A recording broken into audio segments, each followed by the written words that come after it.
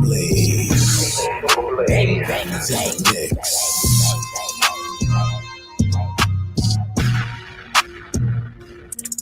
DJ Super Blaze is in the mix. Check. You know what it is, man. Super Blaze on the set. It's the Autonomy Party Podcast. And make sure welcome to all that's pulling up. You know what it is, man. Just came off the campaign Make Some Music Media Lounge. You know what I mean? Don't forget, like, subscribe, and share. You know what I mean? Also, don't forget, like, subscribe to the new music channel. You know what I mean? It's out there right now. Look out for it. You know what I mean? You gotta subscribe, get them 50 subscriptions up real quick. You know what I'm talking about? We in the mix, man. We ain't playing around tonight. We just getting right to it. You know what I mean? Super Blaze campaign mix. You know what you hear in the background, Troy Ali. You know what I mean? Keeping it real right quick. One time for the one time. Let's do it. Yeah, you listening to Super Blaze. Let's go. DJ Super Blaze. Super Blaze is in the mix. Die every day. But we gon' die every day. They say Jesus gon' save us. Well, I know we die if we wait. I know we die if he can't. They tell us we black, but we ain't. Aboriginal, native, yeah, we gon' die every day. Shout out to the guy that greens how to build it for real. We been shout out to Mac, here, open Baron P. Deported off of rice, kidnapped, bitch slapped, blacked out, covered up, washed white, drugged you know up, we in the lounge, man. Music media. Dead, fuck your life. It's all the plan. Kill your man, take your land, slave your kids, rape your wife. Why y'all look so mad if all this shit I say is true? Why y'all look so mad if all this shit happened to you? White man quick to tell you, you was a slave, nothing before me. He himself only been free since 1840. Young recording, I'm an ancient Egyptian from Atlantis, head straight for Canada's Israel. Nothing fake about me, no capping rapping. I just fed the ink and I'm digital. No caveman, I'm original. Kentucky fried, extra crispy. Where a lot of gold, cause my family history, I'm the guy to know. Feeling like I'm sorry. I don't need no driver's license. No, I don't need just a beauty like a license. That the ride or die and steal the show. You know they try to drown me in admiralty, but I'm alive, they can't bury me. Now I'm wealthy and scholarly. Walk on the sea like I'm JC. Now I'm doing. He said, you don't need no driver's license. What he talking about? Feeling like I'm sorry. I don't need no driver's license. No, I don't need just a beauty like a license. We'll be traveling, you know what I mean? As a ride or die and steal. Oh, yes. So, you know they try to drown me in admiralty, but I'm alive, they can't bury me. Now I'm wealthy and scholarly. Walk on the sea like I'm JC. Now I'm doing bigger, better. I'm changing atmospheres. Never take the meditation clears the mind. Keep it so clear. Don't you let them use you. Keep your weapon near. Celebration is the only way out here. You gotta be tired of dying and burying people out here. I know it's hard cause they shoot first. They pull up, yeah, they click clack, they do dirt. They go home, then they'll get back. But they can't bother me, nah. Cause I'm not property. This is essential. The moment you realize it's people that you love that you don't have to leave behind. I was told out. Yeah. We at war. Everybody can't go though. Some of us vibing high. Everybody can't go though. Some of y'all might leave family behind. Everybody can't go though. Completed, but you get deleted. Some people are defeated, so you feel defeated. And knowledge is medicine. Know when you need it. If everyone go, I'ma know that you cheated. You think I'm conceited? I'm feeling completed. Life is a game and I'm planning to beat it. Life is a game and I'm planning to beat it. Look, everybody can't go though. Beat it. Life is a game. What level are you on? Who that you love that you gon' have to What live. stages have you crossed and beat yet? Talk to me. We're up. Super Blaze campaign mix. Let's go. We at war. Everybody can't go though. Some of us vibing high. Everybody can't go down. Some of y'all might leave family behind. Everybody can't go Please, big chat. What up? Big Green. People look at it, so you feel deleted and knowledge is medicine. What up, Trey? Long time no see. I'ma know that you treated, you think I'm Raw trucking. What up? What up? life is a game and I'm planning to beat it. Angelo Blood, I see you. What up? Game and I'm planning to beat it. Everybody can go though. Shout out to the bro, slap on the car. No win, no pretending, actually win. Low vibrations, boxing you win. Shout out to the matriarch, Miss Anna Marie, for real. People are toxin us. Everyone on our toxin. We're in the building. You know what it is. Cosmology. I am the source. I go with. Let's go. I can't go unless I go to win. Really, a guy supposed to win. Anyone that's trying to get with me, just start doing the most you in. Trying to turn up, it goes to 10. Blood type O, you almost in. Minarchin, we all go in. G, I'm a Rue, we all go in. Bring the water, but can't make you drink. No, I'm not here to just make you think. If anything, I'm here to just make you fight. It's all lost, just make it right. Everybody ain't with it. Let me tell you, I don't like breathing. Freedom ain't free, you broke, I get it. Let me tell you, you don't like breathing. Fire. The moment you realize. Can you run that back one more time, man? Threads 3000. Everybody can't go. What you say? We at war, we at war. Everybody can't go though. Some of us vibing high. Everybody can't go though. Some of y'all might leave family behind. Everybody I hope you got your ticket. could have completed, but you get the Some people are defeated, so you feel Let's go. defeated. Knowledge is medicine, knowing you need it. If everyone go, I'ma know that you treated. You think I'm conceited, I'm feeling completed. Life is a game and I'm planning to beat it. Life is a game and I'm planning to beat it.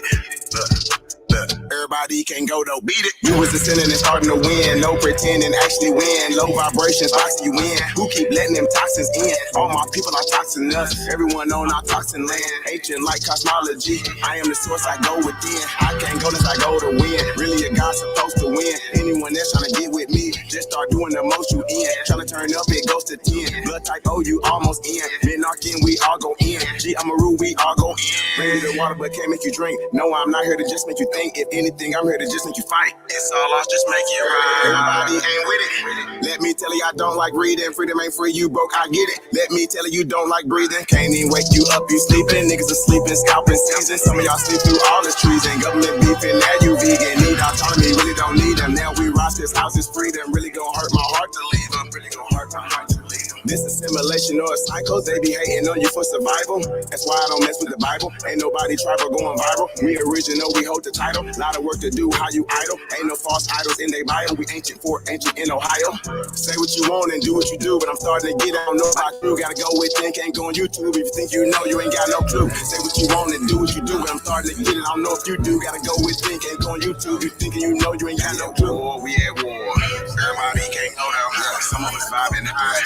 Everybody can't go down. Some of y'all might leave family behind. Everybody can't go down. Could have completed, but you get deleted. Some people are feeded, so you feel deleted. And knowledge is medicine. Know when you need it. If everyone go, I'ma know that you treated. You think I'm conceited, I'm feeling completed. Life is a game and I'm planning to beat it. Life is a game and I'm planning to beat it. Everybody can't go though. Yeah, my tribe of opera mind, so what's happening? Government and all y'all cross the line, so what's happening? My ancestors wouldn't like you cross the line, so what's happening? We original, y'all GMO, y'all lying. I do this for my Nietzsche, my Nietzsche, my Nietzsche, my Nietzsche. Oh yeah, Nietzsche, my Nietzsche, my Nietzsche. I do this for my Nietzsche, my Nietzsche, my Nietzsche, my Nietzsche, my Nietzsche, my Nietzsche, my Nietzsche. I do this for my Nietzsche. Should've left me where I was, cause I ain't never scared. Took that little ice off my neck for this Earl head. My nation, my Nietzsche, someone thorough said. Real Americans, still pure blood, we thoroughbred. I'm like, let my people go and just take me instead. When it's red or blue pill, I'm only choosing red. I'ma always choose my people, you can keep that bread. Our government owe $1 trillion, you can keep that bread. If it's one thing Jim Crow is showing me, I don't want no white folks ruling over me. I don't want no politicians ruling over me. I don't want no po-po ruling over me. Only somebody just like me gon' treat me like me. I'm Iron Cherokee, the Chief and Dr. G.L.E. I'm still a G like EST. Might not be as G as me. You think you free, but you need remedy to be as free as me. I'm from the hood, I'm still waking up my people. They got us good, they still hating on my people. When it comes to fashion, the whole world wanna be like us. When it comes to music, the whole world wanna be like us. When it comes to dancing, the whole world wanna be like us. Foreigners are doing everything, trying to weaken us. Sports, y'all can't fuck with us. Rhythm, know we killing y'all. Anything involve a ball. Mentally, we figured out the cosmos. After all inventing shit, we smashing y'all. It's time to take through asking y'all. Rights by blood after all. Vatican and the Smithsonian got all our shit, artifacts and relics, still keeping us away from it. When they say that was a long time ago, that's racist shit. Y'all holy land keep stolen shit. We don't need y'all holding it. Reverse engineering our technology, controlling it. Gave it everything you got, but you can't put no soul in it. I ain't go see the new matrix cause I'm living it. Everything is not what it seems, but I'm killing it. Can you afford to pay attention who you living with? Now they trying to mandatory vax, but is you getting it? Fall back off my Nietzsche, I'm peeping y'all tactics. This ain't no earth war, this is galactics. Goddesses and gods warming up like practice. We gon' put arrows on your chest like patch. Mongoloids can't style like us, them fake natives ain't wild like us. They ain't got a soul, destiny as a child like us. Nobody power like us, nobody peace pipe like us. Boxing, y'all can't fight like us. Nobody lost they right like us. Wake them up, I'm in the way. Say too much, I'm in the way. They trying to kill us anyway, so listen what I'm finna say. Everybody, our kids, we raised y'all anyway. What that sense is finna say. Everybody ain't here to stay. Is you with us or against us? Ain't no in between. I'm a non-ether being, not a human being. I fucked in 1492, but all my allies what to do. Renegade got kicked for days. Be careful, I advise you to. My tribe of opera mind, so what's happening? Government and all y'all cross the line, so what's happening? My ancestors wouldn't like you cross the line, so what's happening? We original, y'all GMO, y'all lying. I do this for my Nietzsche, my Nietzsche, my Nietzsche, my Nietzsche, oh yeah, Nietzsche, my Nietzsche, my Nietzsche. I do this for my Nietzsche, my Nietzsche, my Nietzsche, my Nietzsche, my Nietzsche, my Nietzsche, my Nietzsche. I do this for my Nietzsche. What they do? What they do? What they do? Oh, campaign mix, Blaze. And as Blaze said earlier, though, you've been getting the music from us for a long time now, and the campaign mix is live. Music Media Lounge. By the way, shout out to Music Media Lounge. We live in here each and every Sunday. You know what I mean? Unless there's certain breaks you already know in the programming, but outside of that, we here with you on Sunday service, Maronville. Yeah, man, it's been a crazy week, though. I ain't gonna front to y'all. I ain't gonna lie. Been a long ass week. They said it's flu season or some shit, boy. You know what I'm talking about? And I had caught some aches this week. I ain't gonna lie to y'all. It laid me down. I don't lay down. You know what I'm talking about? But it made me one day just say, I can't do nothing right now. I just need to just rest my body because I don't know what this is. This is some new shit. I even tried to test for the COVID shit. I ain't got it. Lord knows, thank you, right?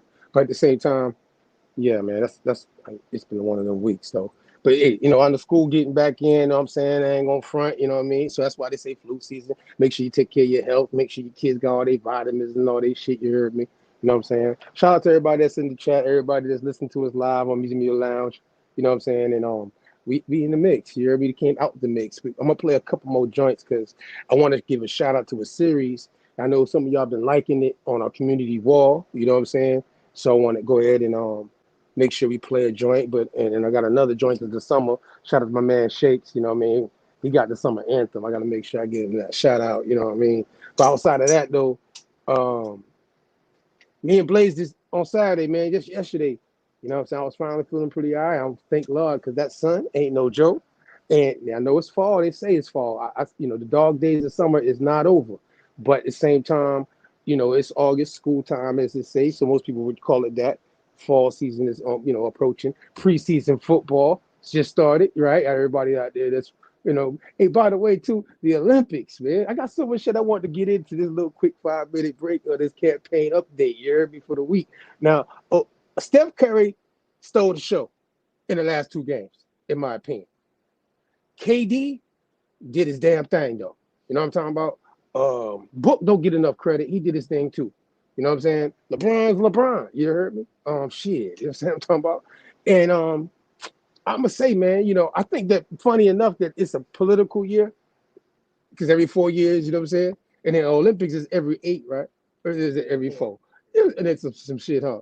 I had to catch myself when I first thought about it. But see how I threw it out there like I used to actually think for some reason it was 8, but it's every 4, right? So every 4 years we have also an election, right? And it's funny this year that dealing with nationalities and stuff right now around the world that on an international level of competition and how they allow all these different nations to compete. And it's crazy because you got a lot of nations out the Western Hemisphere that dominate in track. You know what I'm saying? And certain particular things they've known to dominate, you know what I mean? Like Jamaica, you know what I'm saying? Y'all known for, you know what I mean? Brazil, known for soccer, like for a long time, like you know what I'm saying? Like Olympically, you know what I'm saying? Obviously America, basketball, you know what I'm talking about? Yeah. Oh, track, you know what I mean? Oh, breakdancing was embarrassing. There's a clip out there of this Australian lady. I don't even go into it, but that is not breakdancing. But obviously, that shit was crazy. But at the same time, the Olympics, though, in general, you know, people that's, we were just here, you know, last week Sunday, Black Delineation. We would say the part one. This is the part two, and it's funny that, you know, with all the politics and the campaign of with the Olympics and everything going on and the climate that we are in, that people seem to have a mixed up understanding. You know what I'm saying? Because even last week when we showed you, and shout out to my man P. You know what I'm saying? My Haitian folk out there, shout out to all my Zoes outside. Shout out to all my Caribbean folk outside. You heard me? You know what I mean?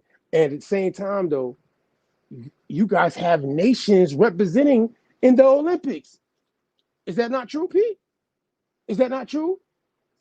Right? Now, so that would make a delineation, would it not? A clear delineation. Now, I know when we see them on TV and we see them, all these dark-skinned people saying, yeah, they would be labeled black. But from who they represent and where their homeland native that they're to, they tied to the nation, tied to what the Olympics is about, right? Nations competing, right? So how are people having a hard time understanding nationality today? And the fact that how you're going to be delineated if you go somewhere internationally. I'm going to be known as an American. The Negro American that we've been delineating about, because it seems like we've been having an issue in the North America, all the things going on. But hey, some people might be confused, you know what I mean? Because I shout out to Kamala Harris's father, who is Jamaican. You know what I'm saying? Would that make her black when we talk about the Negro that Obama was dealing with when he was in office and delineating us out of our situation of what's going on in the climate of America, which some people also seem to be confused about. Somebody seemed to say that, South, Central, North, Canada, all these areas are black areas. You know what I'm saying? Funny enough, I find it interesting because Canada, they got the Olympic flag in situations, right? You know what I mean? I mean, every place got their situation. So if you in North America, which now is known as the America, yes, the Americas, Caribbean and all that is in the Western Hemisphere, dealing with the Indies and the West Indies and the South Central and North America, right?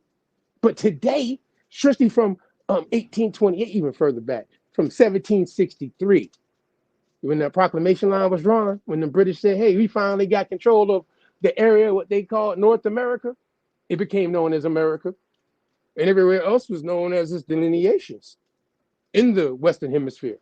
Maybe some people may not understand. Anybody in here before you ain't no guest up yet, what y'all think about what I just said with the Olympics and everything going on with that? What y'all think? It makes sense to y'all? Anybody in the chat, anything? Make sure we appreciate y'all for tapping in with us, though. We delineate through culture. We do carry the same surnames. Surnames. That's a fact. In certain places, especially Bahamians and Haitians and Jamaicans. You know what I mean? Even some Trinidadians.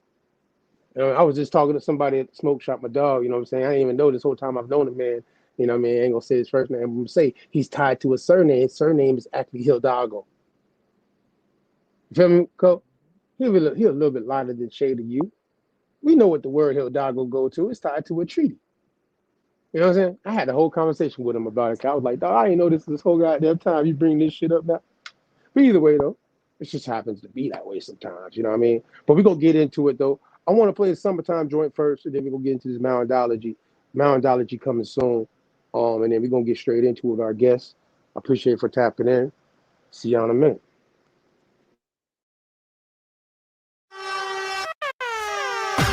Yeah, you listening to Super Blade. Let's go.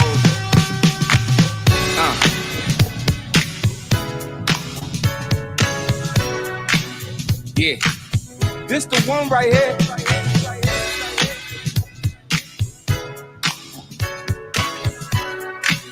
DJ Super Blaze. It's in the mix.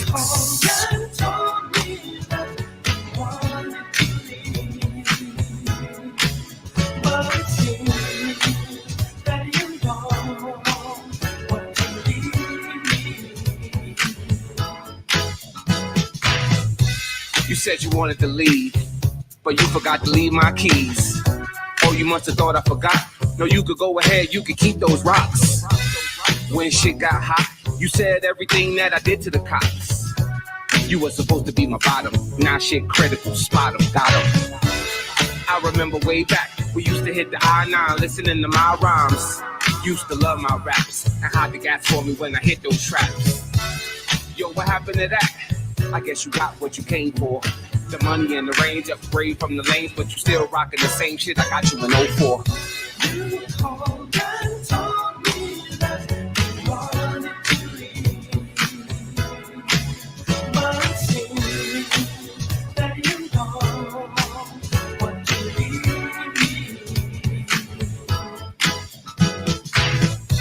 Shit dicey now, everything my girl wear pricey now.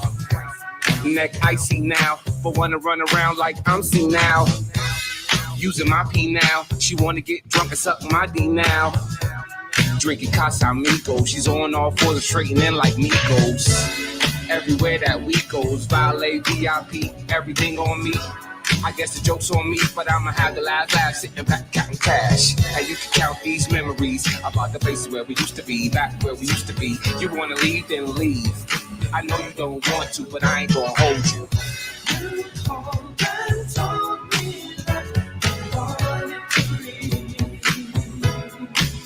but it seems that you don't want to leave me. Uh-oh. Dun. Shout out to my man Shakes, man. Got that Southern anthem. I ain't going front. We got to play it in the summer. You know what I mean? Labor Day in a couple weeks. I mean, school back in. You got to play this joint to let people know. Go tap in with it. You know what I mean? Shakes. You know what I mean? Shout out to my man with the Southern anthem. At least on our show, we play that joint. Give me that like Fresh Prince of Bel-Air type of vibe. You heard talking about? Well, we were the Fresh Princes from Lauderhill. You heard me? Shout out to Lauderhill 954. You already know what it is. Broward County. Shout out to Miami. Shout out to, Pompano. You already know what it is. What they do. Hey, man, I got to play the Moundology, though, real quick, because we get ready to do a Moundology series. You know what I mean? We've been, God, you know what I'm saying? I got to give you the credit for you coined that shit, you hear me? Moundology. Just got a green. You know what I mean? Got a green to the right. The board's 14, how long has it been now? 14 years, 15, 13 years at least, I would say. It was when you went through that whole, like, a man went through a whole breakdown of, we're gonna rekindle this, and I'll give you a series dealing with this information, dealing with the Moundology, you know what I mean? The mound builders, and, you know what I mean? Like, so we got a song we had actually, shout out to Mike Ether, you know what I'm saying? Messing around in our crib back in them days, playing music and come up with concepts and stuff. And Mike Ether actually, out of all the information and the music we were listening to and everything, came up with this back then. You know what I'm saying? This man was in his like early 20s, maybe, right? Maybe 21, some shit. Listening to us and being around us, old heads, and we only in our 30s, but you how that goes. Layers to this shit, right? We're going to play this joint real quick, though, and we're going to get straight to it. So when we come right back, we'll be ready to go. Tap in.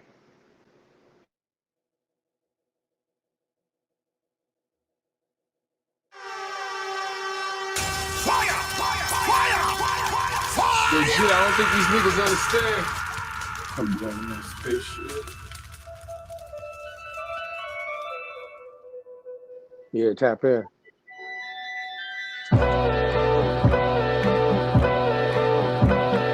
I was building mounds, not a mouse. Turk the pyramids, school of thought. Follow God, fuck what your religion is. Veronica, you heard? You're small from the view of my pyramid. Hey, look at this, my pyramid. I've been building mounds, not a mouse. Turk the pyramids, school of thought. follow God, fuck what your religion is. What it say now? Small from the view of my pyramid.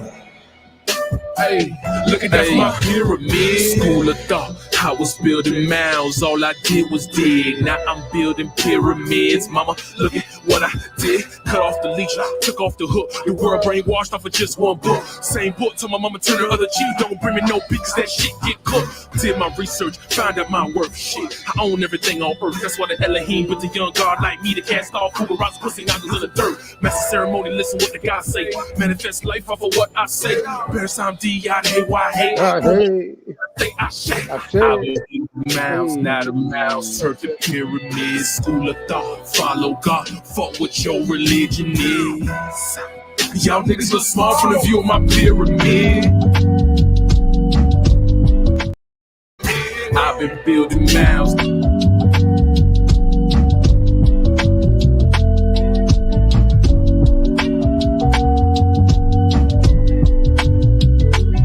Niggas, the top 5 lister, double S drifter, separate sipping, and you know I came with it if she cute with it.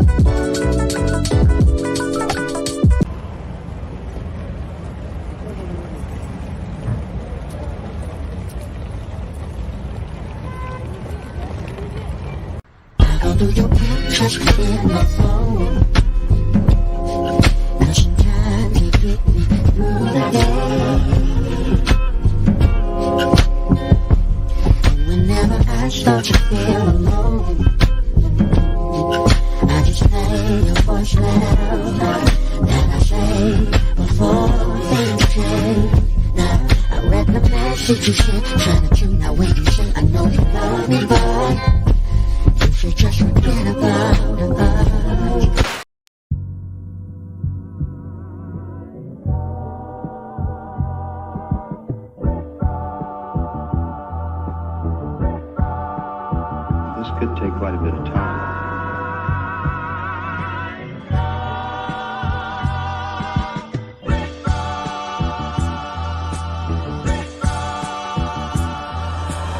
Pardon my autonomy. I know one day they'll honor me. This ain't pertaining to 28 Deuteronomy. Self-determination, controlling our situation. Ain't no more indoctrination from pale faces. How the fuck you bummy and broke but a pair of races? My lineage free people of color with a left make each nigga. This right here maroon, now it ain't burgundy. If you plotting murder, I'm certain that you'll need surgery. Hurt from when the burner squeeze. Protecting tribe business. Only consulting with governments, tribe to tribe with it. Please don't confuse us with those considered native. Semi-autonomy never was in our nature. Just address me as Esther Lucy. Wild Indian status and Cherokees riding Ruchis. In my war bonnet, if you want it, bring it to your region. And black forces the same color the European. Pardon my autonomy. I know one day they'll honor me. This ain't pertaining to 28 Deuteronomy. Self-determination, controlling our situation. Ain't no more indoctrination from pale faces. Aborigines, which means what? Black folks. But you never find a white aborigine. Aborigines are called natives, or they're always dark-skinned people. You and I are aborigines, but you don't like to be called an aborigine.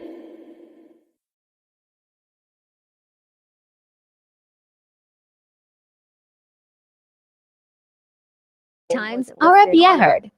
Colonial document from 1942. That's the main excuse that they're using, that we're not indigenous. Rabang has lost her tribal benefits, and so have the elders. Back at the dinner table, Aldridge and her husband face eviction. It's like every year I say, do I put $5 Indians should be evicted from the so-called 5 civilized tribes as well. Do I start packing? It's just going through my mind all the time.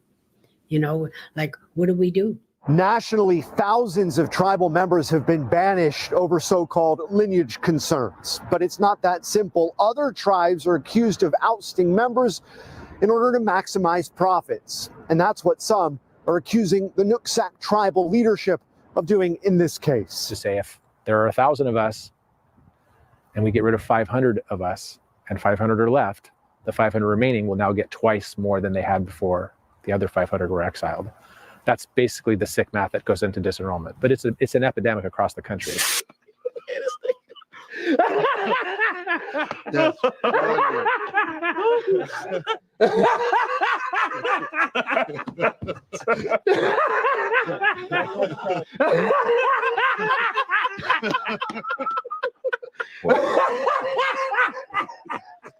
If you look at some of the reservations that you've approved, you, sir, in your great wisdom have approved, I will tell you right now, they don't look like Indians to me, and they don't look like the Indians. Now, maybe we say politically correct or not politically correct. They don't look like Indians to me, and they don't look like Indians to Indians, and a lot of people are laughing at it, and you're telling how tough it is, how rough it is to get approved.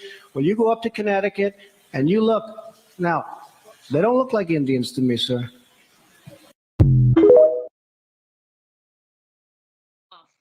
Sure. Thanks, Anissa. Good afternoon, everyone. Thank you for joining us today. Excited to be here. It's a beautiful day and beautiful time, but also just want to acknowledge, the moment we are in with the trial going on and the impact it has on all of us. And so just want to start with an acknowledgement of both, the profound, trauma and impact that the trial and the relieved experiences it has for a lot of us, including, and particularly those of us who are coming from the Black, Indigenous, and people of color communities. So grateful that you made time to join us today. I am mostly wanted to do a quick introduction. My colleagues will be presenting. We'll speak about, what we're doing on, in Tech Month, specifically from a state standpoint, the effort that has been going on led by our team here. But I thought I'll just share a little bit of personal experience and why I'm excited about technology personally. And I say technology not only as technology as an operational tool, but the technology as a strategic enabler to really move and build a better world. And for me, that meant in 2015, I co-founded a blockchain technology company that is now operating in 42 countries. And what we do in the technology is basically provide a digital identity for women farmers, refugees, people who are disconnected from our global economy. And so by using technology to build a He said global economy based identity, it's allowing millions of people to have access to the global economy. And so I'm personally excited about this, and as a personal outside of my deed hat, but also in my professional hat here with the agency, we recognize that, we have a significant talent gap when it comes to technology, and our employers, I've had a lot of employer roundtables for the last couple of weeks, and what I hear consistently is, employers looking for talent. We know that, BIPOC, community members are disproportionately underrepresented in the tech industry. And so having a dedicated effort is critical. And this is why last month we released RFP, request for proposal, You can stop it. pilot a new initiative that will try to close the gap for BIPOC tech BIPOC. entrepreneurs. And I just want y'all to hear him say BIPOC one more time. And so the goal is, to explore what can the state do to build and explore and experiment an intentional, dedicated efforts of what kind of a program or infrastructure does our state need. I know a lot of organizations Yeah.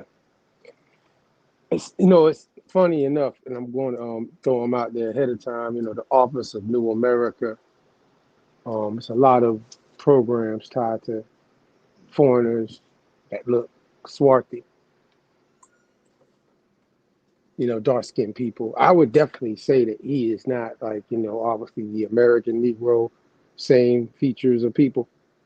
Now, would you say he's an African? What features did you think he has, P, when you saw his face talking just now? What did you get from just his features? I want to ask you first before we bring our guest up. What you think about his features? East African, right? Yeah, that's what I felt too. His features. He looked like he even got some Indian in him. You know what I'm saying? Like East Indian is from his, like, I don't know, it's something about it. I'm just saying, like, because they Etrian, you know what I'm saying? Right. So but them people have been mixing with each other all that time. So the features are showing up, right? You know what I mean? Even his hairline, goddamn. What you want me to say? His hairline was messed up. Someone ain't telling him to get that bad boy. Listen, man, let's go ball. I mean, shoot, I'm sorry. Gotta do this hat on. Like, I done been through some things. And I still, but I ain't gonna front. I got the lowest cut in the world at the most. I got a ball fade. But still, all jokes aside, man, we got our guests that's pulling up tonight. We can bring them both up, man. Miss Angela, Lineage Matters, and Amos Carr from last week, man, with that Negro rule. We're going to do a part 2 on that. Part of this is part of the conversation. You know what I'm saying? So, what's up, Miss Angela? How you doing? Peace to the party. Peace to the party. How's everyone? Doing all right. I'm doing all right. We hanging in there. We having it's been a crazy week, but hey, Sunday service, we come in room. Shout out to everybody in Maroonville that taps in with us on Facebook, obviously Telegram. You know what it is. What's up, Amos? How you doing? Brother Mac, I'm doing good. How you doing, brother? I'm doing all right, man. I appreciate y'all both pulling up on me for the night, man. And actually, I know it's crazy. Somehow or another, Lineage Matters. Amos, there's a connection, and y'all knowing What's each up, other. brother Angela? Yeah, we are related on Tate's side of the family. What side? You sound kind of low, Amos. Tate, the Tate ancestry. The Tate side is okay. Hey, it's that family tree though. See what I'm saying? It be like that though. You feel me? So however y'all found that out amongst each other, you know what I'm saying? But I've been knowing you, Amos, on Facebook. And me and you ain't never talked until I met this lady right here. Crazy. Absolutely. I've been following you for a while, man. Yeah, and I didn't even really you know what I'm saying, on Facebook, you meet people in individual situations. Like, I think I've known you longer than we've actually been doing this podcast since me being friends with you on Facebook, I think, to be honest. Right. But I never talked to you, you know what I'm saying? I Right. just don't how that be. But at the same time, go ahead. Let me start with giving a shout out to my cousin, because she's the one that actually inspired me to come on and to present, some information that I was able to obtain through my research. And so she encouraged me to, come on and share what I've learned over the years. So big shouts out to her. For sure. I appreciate that, man. Shout out Miss Angela. Miss Angela, though, because you be busy, Miss Angela. How you doing? I'm doing well, Mac. I'm doing well. Up there in DC right now, with all the politics and everything that you also pay attention to with the social media and everything, I want you just to give me just right now a quick, what you feeling in the last, say, 30 days of all these things taking place with the elections and how people are shuffling, you know what I'm saying, to align themselves in a political way, either side. What I want to hear from you live. What you think? Well, unfortunately, I don't think as people try to side up, I don't. I'm not sure whether or not either politician would be in their best interest. You know what I'm saying? At least with Trump, he acknowledged us specifically, whereas with Kamala Harris, it's just pump and show with her. especially given the fact that politically, I don't think she thinks black women are very astute. And personally, what she's doing is very disrespectful, at least as far as I'm concerned, as quote a black woman. And you know, it's crazy. He said the black woman part. Why he had to throw that out there like that, Miss Evans? You know that lady ain't. You know what I'm saying? Why you say that?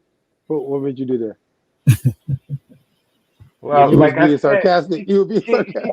she definitely ain't like us, but Okay, that's what I mean. I'm asking. yes, she's definitely not like us, but the way people are gravitating to her, especially politicians,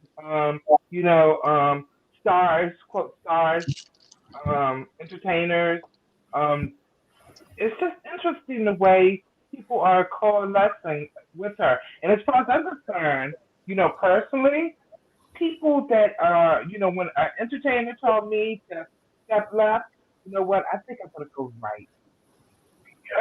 you know, who's saying that? I'm not. Right. Can I piggyback on that real quick, man? Go ahead, man. What? See, this just goes to show the degenerative nature of our people and how we digress. Because now it seems as though people come into our communities like politicians during election time, and there's not much they need to do to gain a quote unquote black vote. You know what I'm saying? Just take a look at this last rally. To try to gain or influence quote unquote black voters to vote for her in the Democratic Party, they use individuals like Megan Thee Stallion, Quavo, and they was talking about gun control. Someone who was just involved in the shoot and murder of his own cousin. To have him speak at a rally talking about gun control and everything these brothers, not taking away from the art of rapping, but everything they rap about is violence and drugs and calling sisters out of their names. But these are the individuals that they use to attract our people to this political entity, right? Right. And lasciviousness, shaking and twerking. And I'm like, we're talking about the fate of the country. There's so much going on, man. You got the immigration, you got foreigners coming over and invading a country illegally. You got the economy crashing. You got people, losing jobs. You have people sick from, just dying and starving. And so they feel as though that they don't need to do anything for the black community. Just show up, kiss the babies on the cheek, pat the babies on the head, throw a little parties and rap entertainers, and that's it, man. That's it. You know what though? It's crazy part is though that everything you said, I feel you on the level of what you're saying. I just think it's a little bit deeper. You know what I mean, Amos? That I'm seeing, like you said, with the immigrational part. You seen the guy we just got through showing a clip definitely. of. Yeah. All right, now they live amongst us. You put it like that. You know what I'm saying? There's immigration of people that's dark skinned like us that you just seen the picture. The dude's a perfect example that are in America today. Some of them got their citizenship. You know what I'm saying? Some of them are working to get their citizenship. However the case might be, as being an American, you know what I'm saying, today. And they're using terms like BIPOC. You know what I mean? Now, this is my thing about BIPOC. Now, if they're going to say black, B-I, you know what I mean, indigenous, and then, you know what I mean, people of color, you know what I mean? You were just last week talking about free people of color, you know what I'm talking about? And we know the free people of color that we're historically tied to ain't tied to these people using free people of color. You feel me? Right. So what are they doing? Miss Angela, I want to ask her that because I know she be seeing these things. Cause I'm gonna pull up a joint in a minute, but I wanted to ask y'all this before I go and show some stuff, and then we can come back to it. But Miss Angela, this is the current part. Before we go back, like I always try to start present, then we're gonna walk back, and then we're gonna end up in the present again. You know what I'm talking about? Type of thing. You feel me? So, Miss Angela, they started that BIPOC maybe possibly about 2 or 3 years ago, and I noticed that they were using that term, and that's a term of confusion. When they speak of BIPOC, basically what they're doing, they're trying to usurp primarily the people that we are. That's what they're primarily doing. Just like the term American. Who were the first Americans? Well, guess what? Every foreigner that comes here takes on the moniker of American. And that's denying us of our lineage, of our bloodline, of our true inheritance, which is this land. So, yes, that's what's occurring. If you want to say Amos on that right there before I play this clip? Yeah, also, if you take a look at this whole issue, dealing with the black struggle, black liberation, and what they call reparation, right? You're starting to see this big movement of individuals are speaking for the plight of the Negro in the Americas that's not even from here. You got foreigners like coming from Nigeria, other parts of Africa, and other places, speaking on that case of reparation for what happened to us here, but they don't even belong. I mean, they're not even from here. So I see big people of that. Everybody now is trying to get a piece of the pie with this talk of reparations. So there's a lot of that going on, and they're using this term "black" to be inclusive of everyone who may or may not have gone through what our ancestors went through. So I'm seeing a lot of that going on as well. Well, in my opinion, reparation unto itself is just nothing more than a trick bag, especially if you're aware of what's stipulated in H.R. 40. Part of H.R. 40 includes repatriation. Now, from my perspective, given the fact that my ancestors were originally in this land, I don't think I am African. So therefore, you're not going to put me in a social construct where that one drop rule, especially given the fact that we are made up of various nationalities, various ethnicities, especially given the fact that we've been here for as long as we've been in this nation. So that's my opinion. I'm glad you brought that up too, Ms. Angela, because I'm just so everybody can know in this part two of this delineation conversation, and as we give some history to why things that people might not understand, why we can delineate. And I brought up earlier the Olympics right now. Durant, LeBron, what I'm saying, they are going to be the American Negro representing the America, not Jamaica, not Brazil. You know what I'm saying? Not Canada. You feel me? And it's black people, Negroes, right, as they would say, in all these areas, right? Caribbean, North Canada. But we can't confuse it in today's understanding of what they are now, are people, like it or not, call a nation of people, right? Because if you leave from out of here, Amos, and go to Canada, do they not call you still an American? Absolutely. So it's like those things, I think people are mixing up with all the other things because of whatever, ideologies and things. But I know ethnicity-wise is really what we're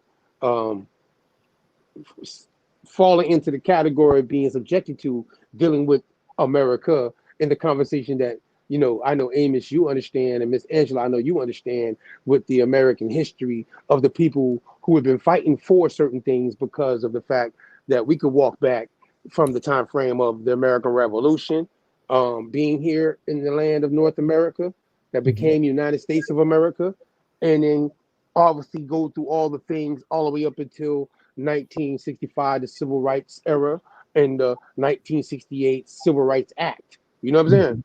Mm-hmm. So, which obviously granted a lot of people the right to vote. Am I right, Miss Angela, about that? In 1968, that act where we were able to vote? Yes. Amos has brought up some interesting stuff in terms of who was given the right to vote, especially after Reconstruction. Yeah, no, we're gonna get into it. That's what I'm trying to say. This is going to be, well, see, if you don't got a certain heritage and history tied to America, which is known as North America, which is known as United States of America, I don't give a damn. They want to say the corporation, the trust. You got to understand understanding the combination of how we get today, this place in North America, the states in the North America territories becoming underneath the one jurisdiction of your union, right? I mean, Amos, you see where I'm going? Amos, I'm trying to just throw things in perspective. Also, we like to clarify, since we're talking about Negro rule, because I know a lot of people think that's just a myth of the Negro rule. Because a lot of our people study history, they say, well, brother, what are you talking about, Negro rule? You know, if we were ruling, how do we end up like we are right now today, right? But I'm gonna go back to what you're saying with the right to vote in 1965, right? See, when you study history, you understand that the Voters' Right Act of 1965 actually did not give, quote unquote, the Negroes the right to vote. What, if we read that, what they did was they removed the stipulations and the barrier that prevented Black folks from voting. Which is dealing with the Jim Crow time frame, right, Amos? And we talk about Jim Crow. We talk about the what they gave them tests, the literacy test. The literacy, that's what I mean, like those literacy tests and stuff, right? Yes, and then you have white mobs standing at the polling booth, prevented, quote unquote, the Negroes from voting. So they initiated all these acts and laws and regulations that prevented us from exercising the right to vote. Because I'm gonna go back to that Mississippi document where it shows. I know you is. 1860, we were voters, right? We were always voting. And what year again? I want to make sure people heard that clearly. Say that one more time. What year was it? This was 1860. This was before the signing of the Emancipation Proclamation. This was before, you know, the quote unquote, that concept of us being enumerated in 1870. But when you see the documentation in 1860, we were already voting. We made up 90% of these counties and towns that we live in. So if and when we talk about this Negro rule, you will see that it was controlling and running the South. So how can you run the South and you're a slave? How can you know what I'm saying? So how could you vote, have the right to vote without owning land? You see what I'm saying? You know what it is though? Because most people, and I realized that, and it's so simple it seems now because of how we know what we've read and everything, than what just understanding how literal the term free people of color means.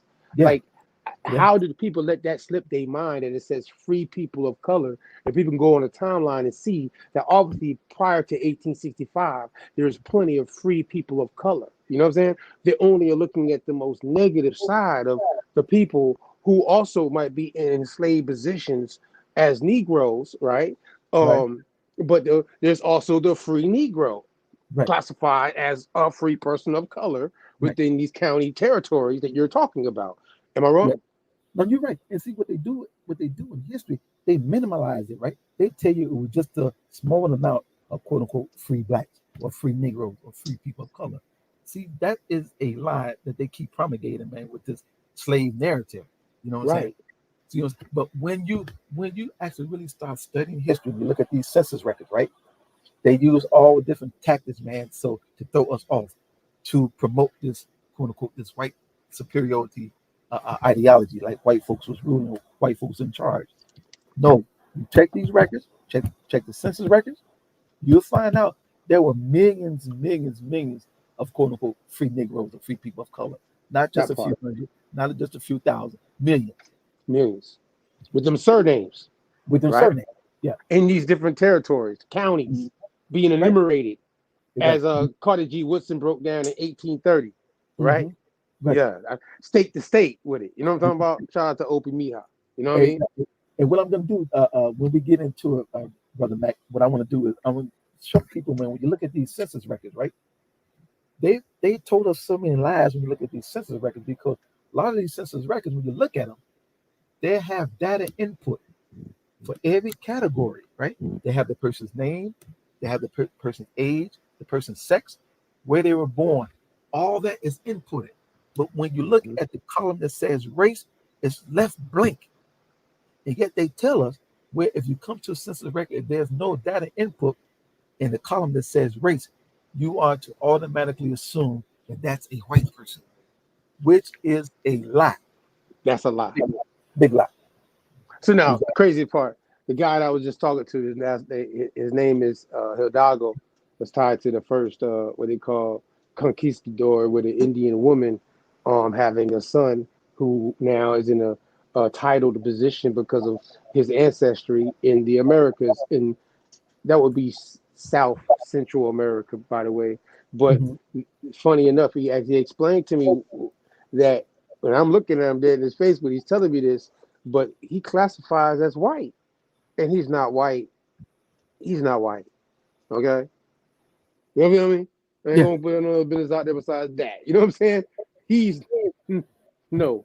Anyways, at the end of the day, I want to play this joint real quick, dealing with the. I think it was the BIPOC, because we talked about so much good stuff just now, and we just getting started. Miss Angela, is there anything you want to say before we really get, you know what I'm saying? Turned up. I realized I didn't have my camera on, Brother Mac. I'm so sorry. Ain't no pressure, man. No pressure. Turn it up. Okay. Hey, Miss Angela, I want to say to you too, Lineage Matters, by the way. You from the ADOS to the Freedmen, to all these different organizations dealing with reparations or dealing with just the American Negro and how it's transitioned into the term African American, and then now how we have the Office of New America. I know you were familiar with these things. How are these people not delineating themselves? Or is I ain't gonna say they're not, because some of them are. I know that for a fact. I would be wrong to say that, but at the same time, the ones that want to inclusive themselves, and you hear these things in these different, platforms, Twitter, fan base, Clubhouse, the perspective of the mind of people that's labeled black, and how some think it's exclusive or inclusive and don't understand the delineation, you know what I'm saying? Situation. Like some people think it's like it's prejudice or something. You know what I mean? What you think about that, Ms. Angela, before I play this clip? Well, in my opinion, looking at the different organizations, the hashtag organization, SBAs, African American, quote, black, all these people are suffering from bipolar ethnicity disorder, where basically they've excluded themselves and gated off. It's kind of like a cult-like mentality. Bring that back, Ms. Angela. Bring that back. What's the term again? What's the term again, Ms. Angela? The term is bipolar ethnicity disorder. I like that. What happened? I like ethnicity disorder. Ms. Matters. Matter of fact, y'all, you heard that the first time on her. She put that out there. You heard that? Say that one more time, please, for the people that might not have heard it right. Again, it's bipolar ethnicity disorder, because what's happening is that each of these organizations, you have to gate up. You have to become and immerse yourself within that organization, and you have to fall in lockstep to those organizations, right? And see, to me, that's problematic, because any organization that wants you in and say you have to forsake your bloodline, your lineage, your family in order to become immersed in this organization, that's telling you you have to relinquish a part of yourself, right? Mm-hmm. So therefore, again, it's bipolar ethnicity disorder. These new organizations, right? What they're saying is you need to forsake your grandmama, your granddaddy, right? Mm-hmm. And again, become part of this organization, FBA, hashtag. You must be African American. You must be black. And see, that's one of the problems. Even when you look at us politically minded, we are walking and talking as if we are participating in some kind of cult-like mentality, right? And that's from my perspective. That's that's what my opinion. That's a good analogy, man, for real. I think that from you watching, listening, Miss Angela be outside, y'all. So I know she hear all these different groups and she listen politically, everything. I know that for a fact. So when she's saying that, I think from the perspective how I'm taking it from you, to how I know you, you know what I'm saying, and how I know you be getting around and touching into all these places and seeing with these different groups in the politics and everything at hand. I got to give you the utmost credit for the fact that I think I agree that is the problem that I don't think you. What you think, Amos? Before we play this clip, I ain't gonna lie. That's a problem I have with that, Matt. I have a problem with that. It's what Angela just touched on. with this cult-like mentality. It's like all of these entities, they make it so, or they promote this ideology that everybody is of this ideological movement. Right. Everybody is this. Everybody is that one. Or as Angela just mentioned, we have a multitude of ethnicity, man.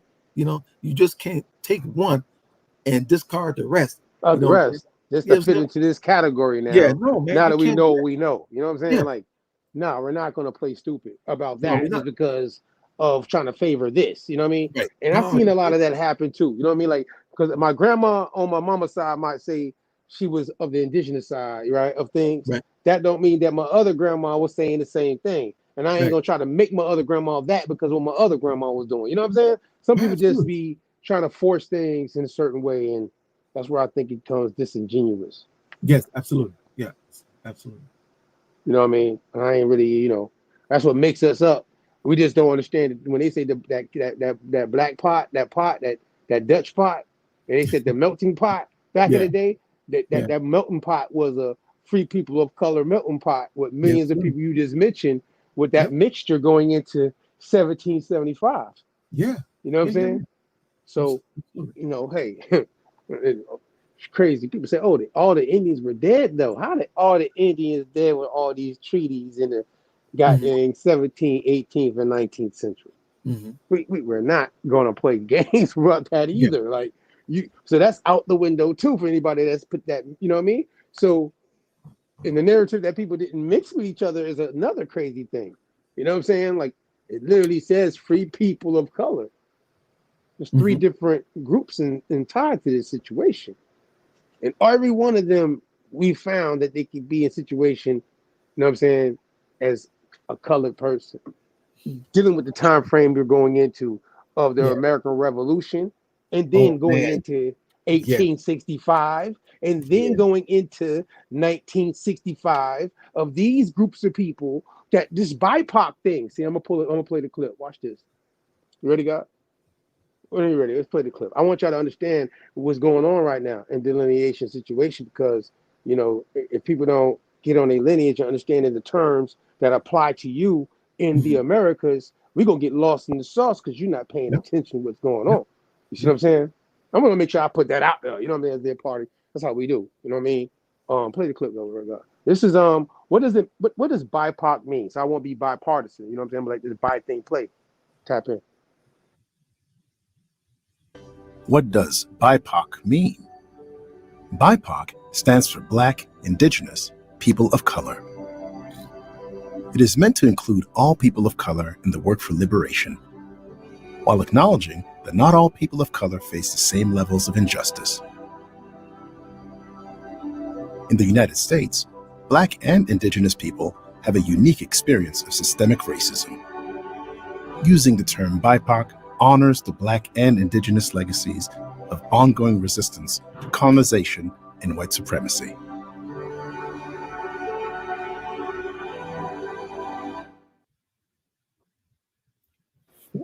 You see in this clip how they said Black and Indigenous, like they separated Black from being Indigenous. Like, so what is Black Indigenous too? Like, what is Black? What is Black? See, like this, that, you know what I mean? This, that bullshit. But at the same time, now the man earlier who looked like who he played, and he shout out to Monte, he played the Clipper Buddy, so we played it back. So like he's talking about BIPOC, and so it's like, wait a second.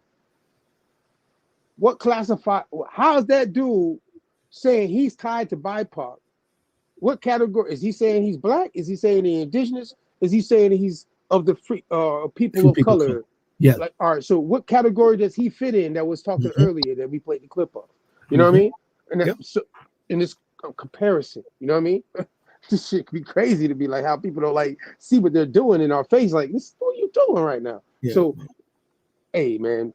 The Office of New America and these programs dealing with these foreigners and he's using these terms, and these people are tapping into something that really is tied to people of color is tied to, not only just it's tied to the Americas. But isn't it incredible that all of them are walking and talking in lockstep, in unison? It's as if they were given a little template and say, read this. This is what you need to say. BIPOC. Yes. Matter of fact, give me the next joint. I'm gonna pull it up. Mr. I want you to see this. Go ahead, though. I'm sorry. Okay, and I'm just saying that term BIPOC. I mean, again, what's your nationality? What nation are you indigenous to? Because it can't be here. So why are they conflating the term? What's the purpose of it? What's going on? What's the purpose? Like, why they're foreign nationals, right? They come from a nation state jurisdiction in Africa or wherever it is in the Eastern Hemisphere. Why are you trying now to fit into this category? Is it for programs? Is it for some financial situations that this thing called BIPOC they created that's allowing this international situation? You know what I mean? Like it's something else up to that. I want to make sure people see. All right, I'm just saying. When you look at the African American, it is programs specifically targeted for them. They can go to banks, they can get loans for their businesses. You know, loans that we can't acquire. So yes, they are getting rights and privileges of, quote, the native born citizens. Now, Brother Mac, I saw this brother that you put on who's the spokesperson for BIPOC, right? And he has, as you stated, an Eastern African appearance. So he's either Eritrean, Somalian, or somewhere around that area, right? I would probably say Somalian, you know. Now, and I guarantee you, he's talking about this BIPOC shit. I bet you if you see his card, he's classified as a white person. Yeah. He's classified as white. He's not even classified as black anything, first of all. Because where he's located at, migrating here as a foreign national, he wouldn't even be considered a actually black person because all this. And I looked at this, Chat GPT confirmed it. Anything south of the Sahara is considered black in Africa. Anything North Africa, which means from Morocco going all the way across the whole north, going into the east. So either Ethiopians, you know what I'm saying, are included. Somalians are included. You know what I'm saying? They're not in the category of the people that's in West or Central or Southern Africa that will migrate into America and be labeled black or labeled amongst us after 1968 Act. They would not be labeled black. See, brother. Hey, you know what? The funny part about it, white people should feel some kind of way about this. They really. They should. Really, they don't even understand this shit. Because the term, even the definition unto itself talks about white supremacy. What? And they just got here. They just got here. Listen, it's a lot of people going into that white category. They're not even white. Not pale skin, blue eyed, not brunette hair. You know what I'm talking about? I mean, none of what we call today, what we think of white, is what we think of white on what's going on, in my opinion. You hear me? That's some swarthy people like that brother right there coming in, classified as white. Yeah. I'm just saying it. What it is. I got to drop on that, Matt, because working in healthcare, I looked around a lot of people from the continent of Africa, right? Different parts, right? And they themselves tell me this is what they say is on their documentation, that their classifications of white. This is what they tell me. So they're classified as white, not black, anything. So for him to be at the forefront of pushing this BIPOC movement, and he's not even classified as black, it's amazing to me, man. It's like, I don't know, man. I don't know. Right. See, that's how we got to know. We do know. Yeah. You know. I know.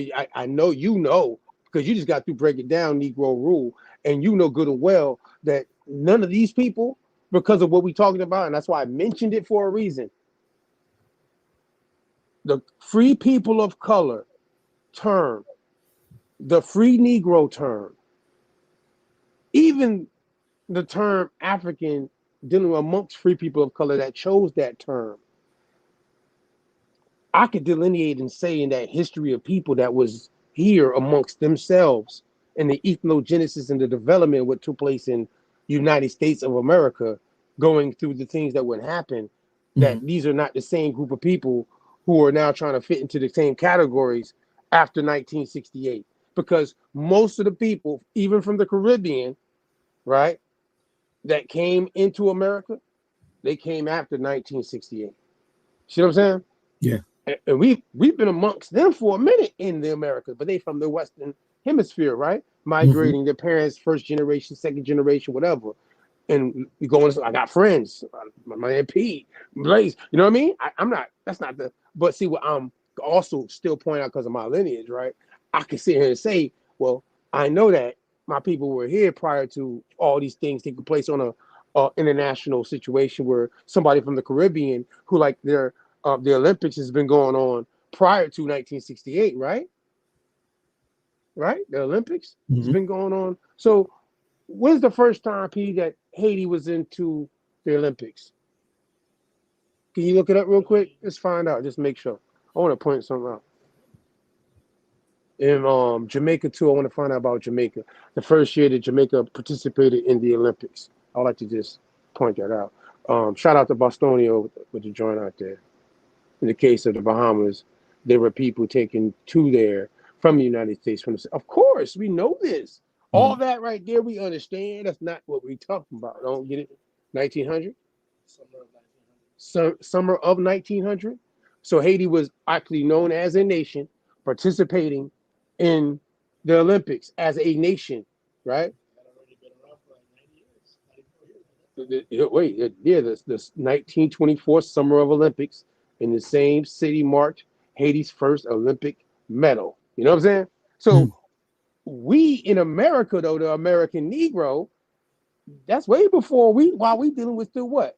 Jim Crow. You feel me? Like, what? Like, you know what I'm saying? Like, this is what people ain't understanding when we say this national understanding. You know what I mean? When we say, okay, Obama's being specific about the Negro in the United States of America jurisdiction that went through certain things, obviously prior to people that came amongst them in 1968. Wasn't it Jesse Jackson, Miss Angela, in that same time frame that ran for president right after this time frame of 1968 that was talking about African American? Yes, it was Jesse Jackson. He came up with the term Rainbow Coalition. Yeah.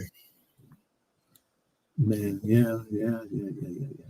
I mean, I want to point this out for a reason, my delineation conversation. I'm sure you the next joint, though.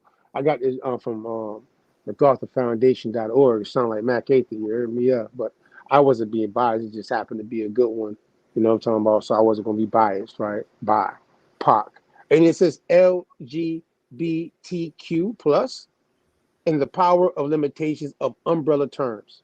Now, the sister that is involved with this right here, Kristen Mack. Shout out. I mean, again, I don't know what happened like that. You know, I ain't being biased. Excuse me. Kristen Mack, Vice President of Communications, Fellows and Partnership, shares thinking on umbrella terms, which are intended to be inclusive, but often come up short when discussing complex and evolving identities. These are umbrella provide shade, shelter, and protection.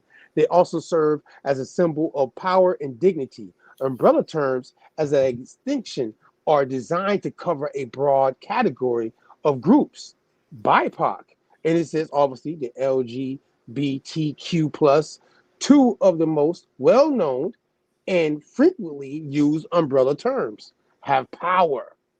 They also have limitations.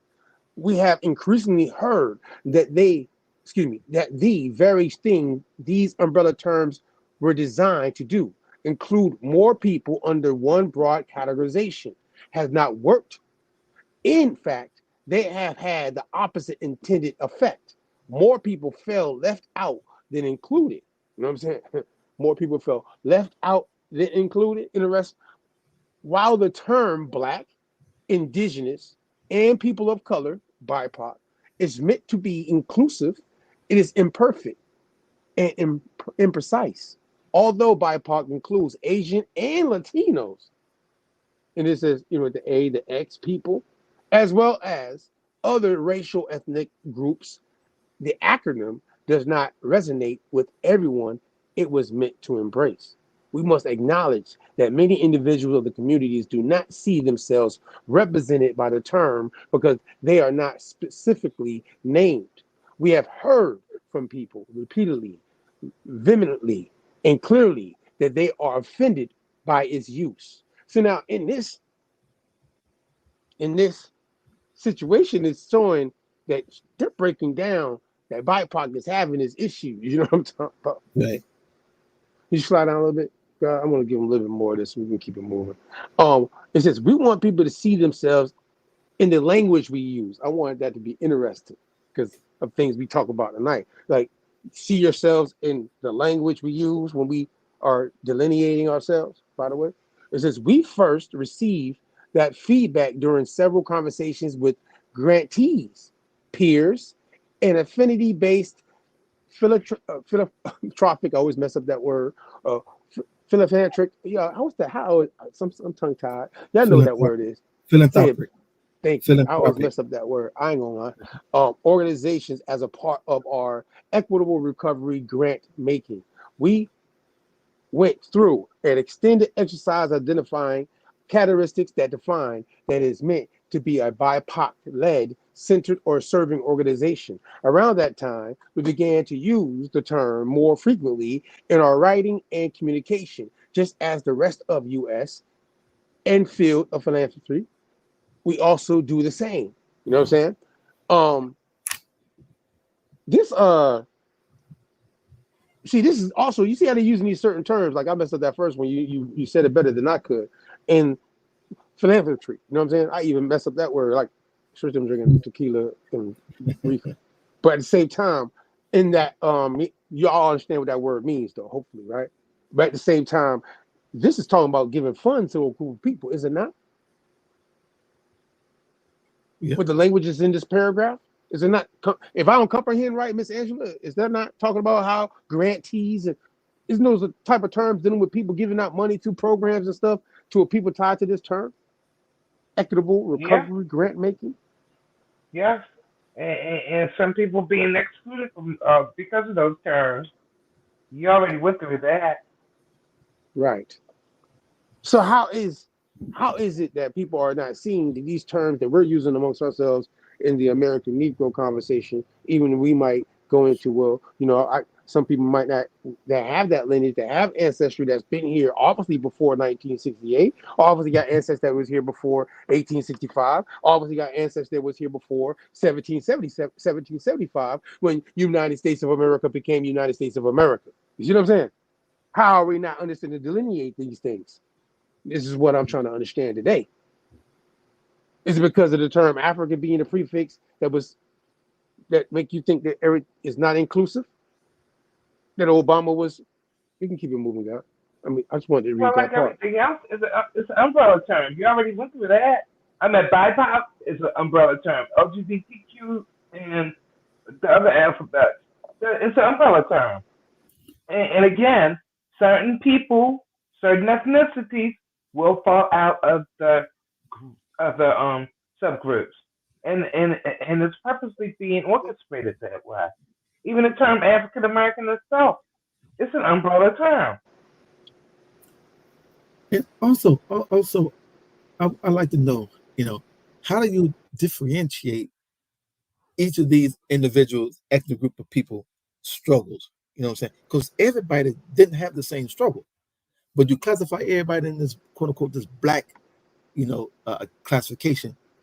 Just because the person got dark skin, melanated skin, doesn't mean they went through the same struggle as my ancestors went through, or your ancestors went through, or Angela's ancestors went through. So you can't lump everybody in this one hodgepodge or this one classification, because like I say, everybody have their own different story.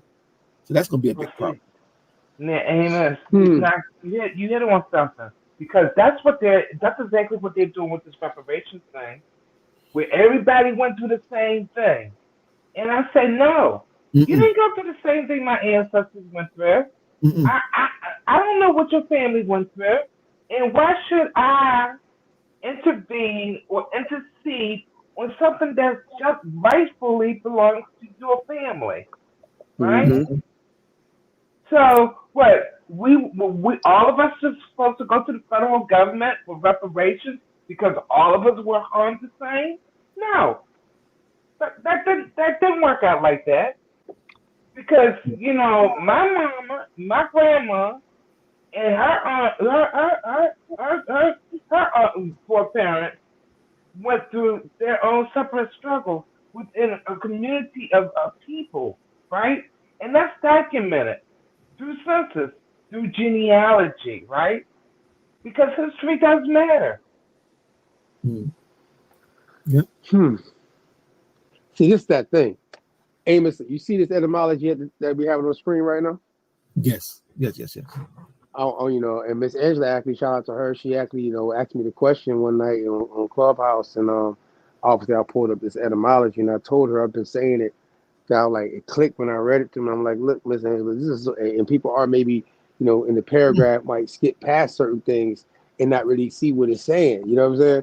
But I want to just read it for the etymology's sake for folk that maybe not be understanding. You know what I mean? Etymology. You know what I'm saying? The noun, person, place, and thing type thing. But this is the African, so and it says Old English, Africanus, plural, native or inhabitant of Africa from the Latin Africanus, again, adjective of Africa, African again, so many times, you know what I mean? Africa, sea, Africa, you know what I mean? The continent. And that right there is going to take you to, I'm not going to do that right now. Used of white residents of, see, I got straight to it now. Used of white residents of Africa from 1815. Used of black residents of United States. You see how it says U.S. specifically? Mm-hmm. So that means in 1815, 18th century, the people that are actually living in the continent of Africa are not subscribing to this term. As a nation, they already got their nation, kingdoms, and tribe term they're calling. You see what I'm saying? Am I tripping? No, I'm talking about, got a green accent. He said he's talking about the white people, right? Used of white residents of Africa in 1815. Specifically, that white people who are living in South Africa in 1815 are now being called the Africans because they're not tied to none of the nation states, like how you go to the Olympics and all the nations out of the Africa continent that are active in the, you know what I mean, situation, right? They're got nation names to them. They're not called Africans. You see what I'm saying? They're not. Absolutely. You see what I'm saying? Just like out in America, like, you know what I'm saying? It's the same shit. Everybody catch what I'm saying? You see that example how that worked? Mm-hmm. Ain't no tripping, right? Because you didn't show Haiti is in 1924, right? In the Western Hemisphere being delineated in the Olympic Games from obviously America, right? You know, and Haiti's not being called Africans. So at the end of the day, in this situation, again, at first line, it didn't even say black people first, even though, funny enough, I can say that in 1790, there is some free people of color of that time frame in lineage, right, that actually used and got charters tied to the term African. We got Benjamin Franklin, who's a white man in Philadelphia, on the observations of 1751, saying sons of Africa. Prior to the people in California's face for reparations, who's tied to he's one of the founders of the organization in 1787, tied to the Sons of Africa. You see what I'm saying? I could give all the breakdown on all that part, but this is the thing. Right after that, it said used of black residents. You means you're residing where? In the jurisdiction of the United States from the 18th century. That's still going to be around the same time frame of when the first census is taken in 1790, which would be the 18th century. Mm-hmm. Right, God? Mm-hmm. My timeline right? Amos, Miss Angela, am I tripping? No, you go ahead, brother. Okay, making sure now. Y'all stop me if I'm tripping now. No, you're not tripping. It says when it especially meant, now peep what it says now in the 18th century, 1790s. First census in the United States resident situation is 1790. There's no census for United States of America until 1790. I want to make sure you understand this timeline here. Mm-hmm. 18th century, right? Right. Well, we do have the African lodge. I brought it up last week, right, Amos? That was in 1790, right? Yes, sir. They did delineate themselves from the free people of situation by involving themselves with the charter that's dealing with London and Britain and all that thing tied to what was going on after the breakup between Britain and people that were loyal to Britain and etc. You know what I mean? There's a whole bunch of stuff tied to that people have to go into, you know what I mean? That time frame to understand America's climate in North America, United States. You know what I'm saying? You definitely do. You definitely do. You have to study the history, man. When you're doing genealogy, you have to study the history, as you just mentioned, brother. You have to study these timelines. Timeline, historical events would let you know what was going on in this country, man, at that time. You know what I'm saying? It's very key. It's very key to understand that. And you know what's crazy, because right after that is when it says one brought from Africa, but then right after that it says, and sometimes what's contrasted. What's contrasted me to you, Amos, Mr. Ezra? Contrast like opposite or Right. not the same or different. Yeah, you know, that's what I mean. So that means even with them even talking about anybody that could have been in an indentured or an enslaved position tied to West Africa, being in the United States jurisdiction around the 18th century, having West African or somebody coming out of the African continent of the slave trade situation, right? Supposedly, when we know the timeline, though, it's going to be like, hold on, there's very limited groups of people that's coming into this area in the 18th century after the 1790 census in that kind of position. You know what I mean? Funny enough. But, you know, we ain't got time to do all that tonight, but still. Hey, brother Mac, you know what's interesting about this, man? You see how they separate the Negro from the African. You know what I'm saying? See it say the native-born Negro. See, I thought the Negro was the enslaved Africans who came over to America. But it contrasted. So how can it be the same? How can it be the same people? They're not the same. They're not the same. It's in the definition. It's in the etymology of the word African. Absolutely. That's what people. That means there's a timeline on the fact that there's already a people going into the 18th century that are native-born Negroes, and they're not even in an enslaved position going into this time frame of the 18th century. That's being delineated from the Africans at that time that mixed with us that did come over here at any kind of situation scenario, so to speak. You know what I mean? Like, I ain't got time to dance around shit. You heard me? Let's get to it. Feel me? This timeline, this is simple shit right here in front of me. It's simple, God agree? Am I tripping? No, you absolutely, you're hitting the nail on the head, man. Hitting the nail. And people have to understand also, Brother Mac, that there weren't enough Africans brought over here to change the ethnicity of the American Negro. You see what I'm saying? They didn't have no way in the world have the influence, because you know I hear people talking about the continuity of African culture in the African American community, and I know goddamn well when I grew up, my grandmother didn't make no damn fufu, and no, this is nothing against Africans, right? But I did not eat fufu during the Sunday meal. You know what I'm saying? Ever. So we have to be able to understand these type of things, and as we say, dodge the hijack. Hey, matter of fact, just like I don't know why anybody that is tied to by the customs of the Caribbean. I know I ain't never been to a Jamaican store, by the way, and seen them serve greens. I don't know if y'all caught that. I ain't never been to another Jamaican store down here in South Florida. I can name some Dutch pot, Donna's, shout out to them. I eat at all these different Jamaican spots that's very big down here, franchises. You know what I'm talking about? Mm-hmm. Ain't none one of them serve greens. You heard me? Not one.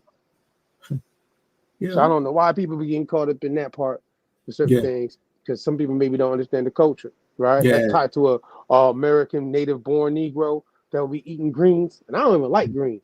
You're gonna say, Mac, you ain't no nigga. I'm sorry, my bad. All right, it came out of me. I've been debating with family for a long time. They eat greens. It's made a custom in my house. I don't like it though. So like, I don't like chitlins. I don't give a damn. What you say? You know what I'm saying? Call it what you want. I don't eat that either. I don't eat that either, man. Hey, call it what you want. You know what I'm saying? But I can't say it's not part of a traditional thing that I've not seen and know about. You know what I mean? Cleaning collard greens and how it smells in the house or some shit. You know what I'm saying? Like, come on now. Feel me? With my mixture of situations that we know, this Negro thing is not just just the indent, because we also know indigenous people were labeled free people of color because of treaties and certain things prior to this 18th century. You know what I mean?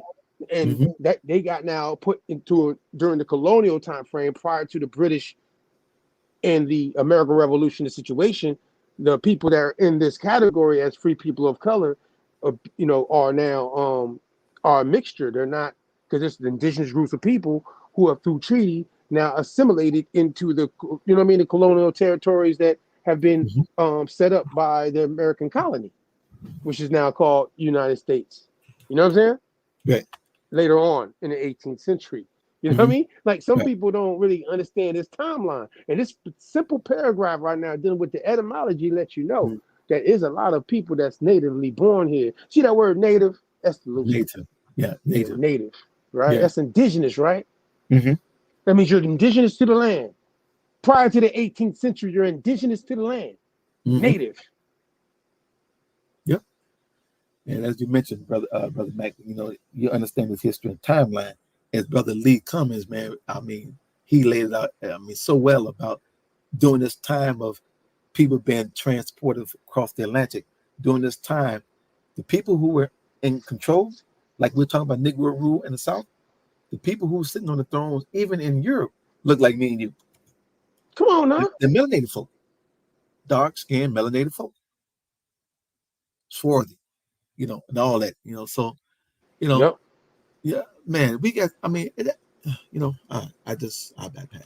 Go ahead. No, I guess got one more joint, and I want you to go into Negro rule. Miss Angela, is there anything that you want to, because I know these different things that you've been keeping up with, and that's why I want you as a guest when it comes to these type of recent conversations dealing with the political atmosphere and how people might be confusing what we understand over here as far as people labeled Negroes tied to United States heritage. You know what I'm saying? Shit. Because we're the only ones that can even say, we the ones that say, we got mixture between this, and that, or the other. And we're definitely indigenous because we've been mixing with the what they call Aboriginal people, in the manner of the fact that we have this three.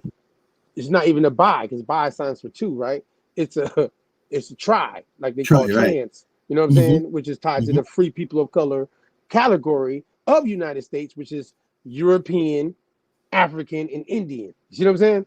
And however many people might not like, because we can go into cultural things tied to all these, but to me, I'm just keeping it within the context of what's going on today and how people delineate and using the terms that they're using. Because if I go into my terms, then you can be like, oh man, well, we can play within the lines just for this conversation.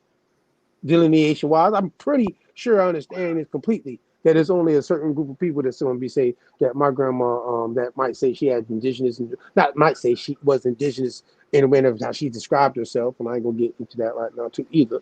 But right now, in the manner of my other mixtures and stuff like that, and the culture that's tied to the Negro, that's tied to the United States resident situation we just read on etymology, I think I fit into that category. You know what I mean? Free people of color, free Negro, enslaved Negro, maroon Negro. You feel me? That's the loose. Indigenous Negro, native. Nothing African about us. You feel me? There's nothing that we're here before United States became United States. There's nothing African about us.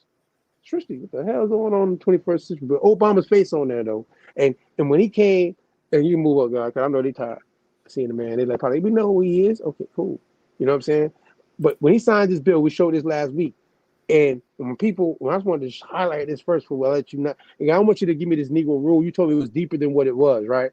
So I got this here, and I kind of wanted you to kind of like, you know what I mean? Give me that little bit of what you said you had. So that's why it wasn't going to be a lot, but I know that you said you had more to that Negro rule situation, and I want to kind of let you run that off. But me just walking you into me walking a little back and forth here, though. But in the 1790s, see, that's why I everything line up, because it's the 18th century. The U.S. Census counted people by lumping them into one of the three categories: slaves, free whites, females and males, or all other free persons. Now, what's crazy about how this shit also gets diluted is that this term free white in 1790 was not actually based off of a color of skin. It was based off of a free woman or female or male owning land in good condition with the United States situation over 2 years, because that was the condition to be on the census counted in those jurisdictions that they had at that time, on a timeline. Look it up. At the same time, this is by 1980, though, skipping forward, the categories had gone through nearly 20 deviations. There's only a certain group of people that can say that their people were here natively born, and there were 20 different deviations because of the evolution of this system. People could identify as one of 15 possibilities, including now derogatory words such as Negro. That was one of them. You see what I'm saying? That was us at that time. Look, you see the walk he just did. So going into 1980, the native Negro that was here prior to 1790 census, going into 1980, which is around the time frame of when we have people after the Civil Rights Act of I said 1968 earlier, you said 65, in that area of time, when the acts were being passed, and when the voting thing and everything you were talking about earlier is now people are coming in and able to vote, and they could be considered, of the free people of color category when they walk around their cultural area they move to, but that might not be technically their lineage. You see what I'm saying? That impacted that situation we're reading about here. You can go down a little bit more though, and then I'm gonna let you take off. Because Miss Angela, did you not mention this? Or was it something else, another HR you mentioned, Miss Angela?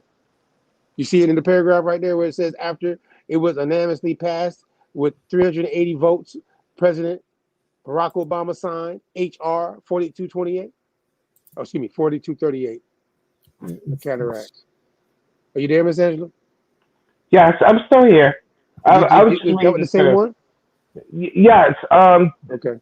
Nah, well, maybe because we've discussed several acts, but it was another one that recognized specifically Black Europeans. That's Another the one I act. wanted you to talk about. Right, there you go. Okay. Can you find that, ma'am, please? Let me pull that up real quick. Yes, ma'am. The Black European, they have an act. You heard that, Amos? Say it again? Your camera just went down, but did you hear what Miss Angela just said about they have an act dealing with the Black European? It was something Miss Angela said, and I want you to break that down, Miss Angela. Yeah, I heard that. Yeah, that's interesting. Yeah. Miss Angela, didn't you say that the people that was dealing with reparations were getting mad at the certain lady because the lady had to acknowledge the Black European situation of her lineage and certain things? She's still trying to find the guy. Yeah. Certain individuals did recognize the quote Black European in our bloodlines, and yes, people was quite upset by that. Why were they so upset? Why? Because they wanted everybody to be recognize only the West African slave narrative given to them. Well, that, and in addition to that, they want to think of the European as only being white, and that's not true. The quote European was of various nationalities and ethnicity. Oh, you know what, Cousin Angela? I'm glad you brought that up because this documentation I got coming from South Carolina that we actually spoke on last week, this is going to tie in with what you were just saying, because that term was hijacked. That term classification white, it was actually hijacked. And I'm going to show you how it was done and who did it. And see, one thing people have to stop doing, they have to stop making white folk, this big boogeyman. A lot of this shit that took place, man, happened at the behest of Negroes.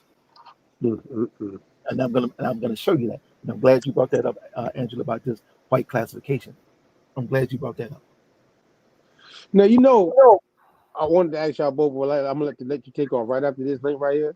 In this next paragraph, it says the Department of Energy Act for decades described minorities as a Negro, that's one minority, Puerto Rican, that's another minority, American Indian, that's another minority, Eskimo, that's another minority, Oriental, that's another minority, the Alouette, that's another term for a minority, or is a Spanish-speaking individual, Spanish descent.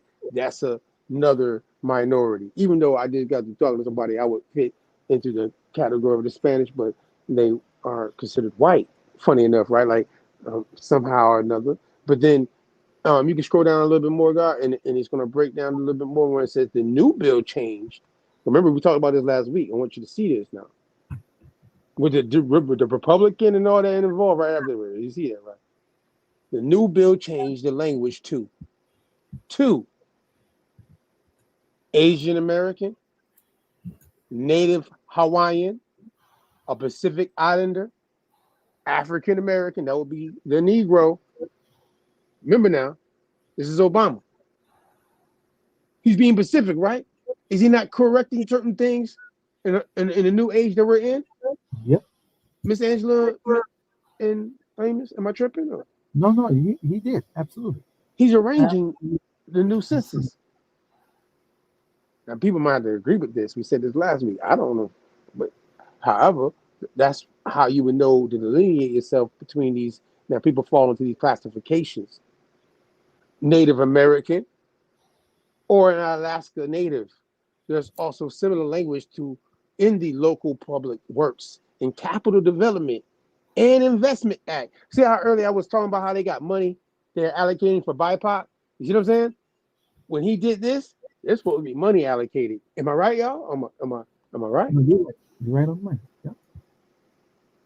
This is the bill was sponsored by Representative Grace Ming, DNY, with 74 Democratic co-sponsors and 2 Republican ones who focused on the word Oriental. So them Republicans were Orientals, by the way. Mm-hmm. Oriental is an insulting term that needed to be removed from the books, and I am extremely pleased that my legislation to do that is now the law of the land. Ming said in his statement, the U.S. Census never used the word Oriental, which became associated in the U.S. with exotism and Asian American stereotypes in the 20th century. So this Asian American term is what, funny enough, the person is running for as a woman first president type of situation. Mm-hmm. She's in that category as Asian American. Mm-hmm. When she ran for senator, right? Being that, what category would she have been in before Obama did this, Miss Angela? What was prior to Obama doing this? What position would Kamala Harris be in, as far as identifying Miss Angela? You think? I would believe she would have been identifying as an Asian American. Yep, East Asian American, I think. East Indian, right? East Indian, Asian. I know she considers herself Asian, East Indian or some shit like that. Yeah. Well, would she be Jamaican? Her father's Jamaican, so you know. Nah, she would be Jamaican because you know how the birth follows that of the mother. It follows the womb. But I don't think no, she wasn't claiming it. She is her mother's daughter. But she wasn't claiming it because all along I even heard them, some pundits, talking about it, on their interviews. They were saying like before she classified herself as East or like Asian, a person of Asian descent. That's what she was classifying herself. So, hey, you play the card how it benefits you, I guess. I got that link. I'm gonna send it to God right now, Miss Angela. I got it. See if I can pull it up for everybody to see that before we slide out of here tonight. We can show this right here. You just sent me, but we can slide on. That's really what I wanted to just point out because we talked about this kind of last night, anyways. So on last week Sunday, excuse me. Amos, man. So I know you say you have some more of this Negro rule, and I want you to get. I got to give you at least a 20-minute shine on. Is anything you want to add to the screen? Share to the screen. Yeah, it's just your time to add on to this Negro rule thing for Let me put. I want the rest of that. I ain't gonna lie to you. I wanted the rest of that. Let me do this. Let me put this link in the chat so people can go look at it for themselves. This is a book that was written in 1874. you get a chance after the show, y'all go ahead and read it, check it out. But Everybody in the chat, make sure you get it. now, before I do that, Mac, let me.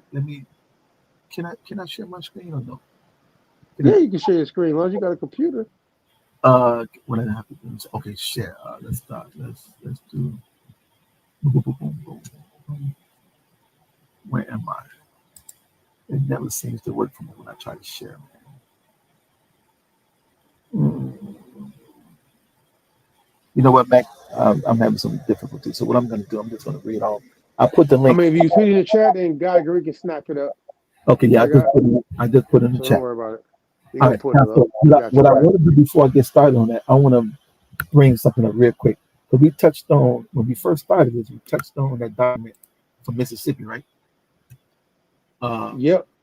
Okay. Now I want to read this part because you mentioned the Voters' Right Act of 1965, and what I'm going to do is I want to show people that a lot of people, and from the historical standpoint, in history class, they teach us that this Voters' Right Act of 1965 gave the quote unquote Negroes the right to vote. But we're going to show you what that actually entailed. It did not actually give the quote unquote Negro the right to vote. And I'm going to prove that right here. And this comes from the state of Mississippi Department of Archive and History. We went over this first, Brother Mac, when you first brought me in. And I'm just going to read it. I'm going to read it real quick. And it says, from the war up to the time I was with Mr. Myers in 1875. So we know that what war they're talking about during this time is the Civil War. So from the time of the war up until 1875, when I was with this guy named Mr. Myers, we talking about a 14-year period because the Civil War actually kicked off in 1861. So from 1861 up until 1875, I was with Mr. Myers.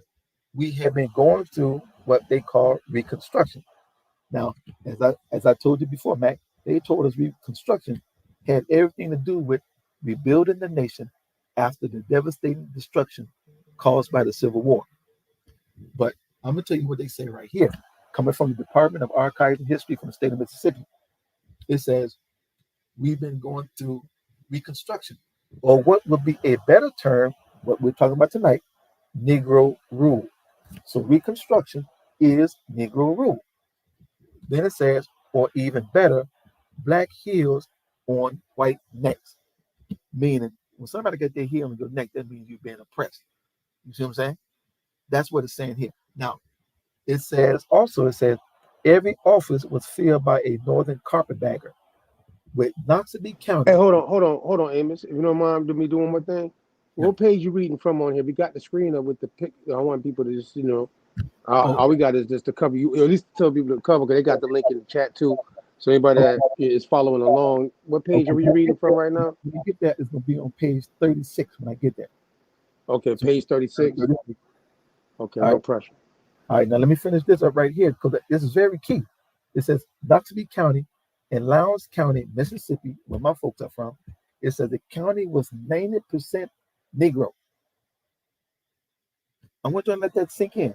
This county is 90% Negro. This is the county where most of my people think that we were owned by some white folks. This is during 1861 to 1875. 90% Negro, right? And it also says, and every last one of them were voters. They were voters. 1861 to 1875, they were already voting, which means that they lied their teachers in school that this Voters' Right Act 1965 gave us the right to vote. This is 1861. They were already voting. So what did the 1965 Civil Rights Act do? And I'm going to bring that up right here. If you go back and you look it up for yourself, this was signed by Lyndon B. Johnson. It says, the Voting Rights Act of 1965, signed into law by President Lyndon B. Johnson, aimed to overcome legal barriers at the state and local levels that prevented, hence that word, prevented African Americans from exercising their right to vote. Not that we never could vote. They initiated all type of schemes and antics to prevent us from exercising the right to vote. So it didn't give us the right to vote. It just removed some of the barriers. And here are some of the barriers that it lifted and removed. Let me bring that up. They created something called the literacy test. So what happened is when you go down there to vote at the polling station, they ask you some questions from the Constitution. And if you could answer the question, you can vote. You know what I'm saying? Or if you could, they ask you to read something from the Constitution. And if you can read it, you can vote. So these are all the, if you could pay the poll tax, you can vote. So what they did was they created barriers to prevent African Americans from voting. You see what I'm saying? So when you hear people teach that crap about, 1965 gave us the right to vote, that's bullshit. No, it did not. Lyndon B. Johnson just removed all those barriers that was created on those Jim Crow law days. He removed that. So now we can vote and we don't have to take a literacy test. You don't have to pay a poll tax. You don't have to do all these other crap, recite the Constitution, all that other bullshit. You know what I'm saying? So that's what it did. Right. I just wanted to bring that up because I know you mentioned the Voters' Right Act of 1965 just to give people some clarity. No, it did not give us the right to vote. It just removed those stipulations that was created during Jim Crow days that prevented us from showing up at the vote. You had the white mob showed up. If you came to vote, the white mob chased you away because they said, you come here and vote, we're going to hang you, we're going to lynch you, we're going to do all these type of things. So our folks were scared. A lot of them didn't vote because of things like that. So not that they couldn't vote, they just, it's not they didn't have the right to vote, they just didn't because they was pressured, they were threatened, and all the other kind of things. And there was no protection. No protection, right? There was no federal protection in those states with us free people of color to go down to those city halls where the white folk were sitting at, saying, "Okay, you come down here if you want and vote against what we try to tell you we about to do, and see what happens. We know where you live at in this county." Yeah, man. Yeah. So I just wanted to point that out. But let's get to this because this right here is going to coincide with what Sister Angela was talking about. That term "white." And hold on, Miss Angela, you want to say anything about what he just said before you keep going, Amos? Is there anything you want to say this anymore? What he just said? No, I'm just listening. Yeah, and I agree with him. We actually see it in our census record. That's one reason why if you get to a certain date in your census record, they don't have a race specifically for your bloodline, for your lineage. Mm-hmm. Yeah. Yep. Now, so we got to do a build on that, how they did that and why they did that. You know what I'm saying? We got to do a build on that because those blanks where they didn't have no data input for that blank, those people were Negroes. That's why they left the blank. Yeah. But we got to do a build on that. That's a topic of a whole other discussion. In general, see how we've been lumped together. Yep. Yeah, I understand that part. So I don't get I ain't about to be going back and forth with somebody and say, well, okay, cool, I do too, but we dealing with the systematic understanding of how the shit evolved and all the things I just broke down and read, right? So we know that going into this time frame that we talk about where the Civil Rights Act and all these things are being passed in the 1960s, 1970s, you know what I mean? Then we know we could delineate easily from a group of people who did not have no connection to none of those things tied to the land and the developments of what's going on. You know what I mean? And would have that Negro situation in any kind of census document they can go back to, all the way back to 1790 with the first one being taken, to trace that you got ancestry that was here and that you tied to the term American Negro that Obama was talking about in that situation. You know what I mean? Because nobody else who I feel was confused when Obama did that. Like, based off of your background and heritage, did you ever get confused that Obama was not talking about the American Negro? That label now African American? Mm-hmm. As much as we're the ones that argue about that. I mean, you come with people, you know what I mean? You know. It's really getting out of hand though, because now today they got BIPOC and Black, Indigenous people of color. That's a whole nother different group of Black, Indigenous people of color right there. That's not even our Black, Indigenous people of color conversation that people argue and debate about. You know what I'm talking about? This is a foreign. Y'all understand what I'm saying right now, Ms. Angela? Yeah. But Mac, that bill that I sent you, it actually recognizes those people of African descent and Black Europeans. And H Resolution 132 in the House of Representatives, it was dated February 18, 2021, by Mr. Hastings for himself, Mrs. Jackson Lee, Mrs. Moore of Wisconsin, Mr. Cohan, Mr. Meeks, and Mr. Rush submitted the following resolution, which was referred to the Committee on Foreign Affairs.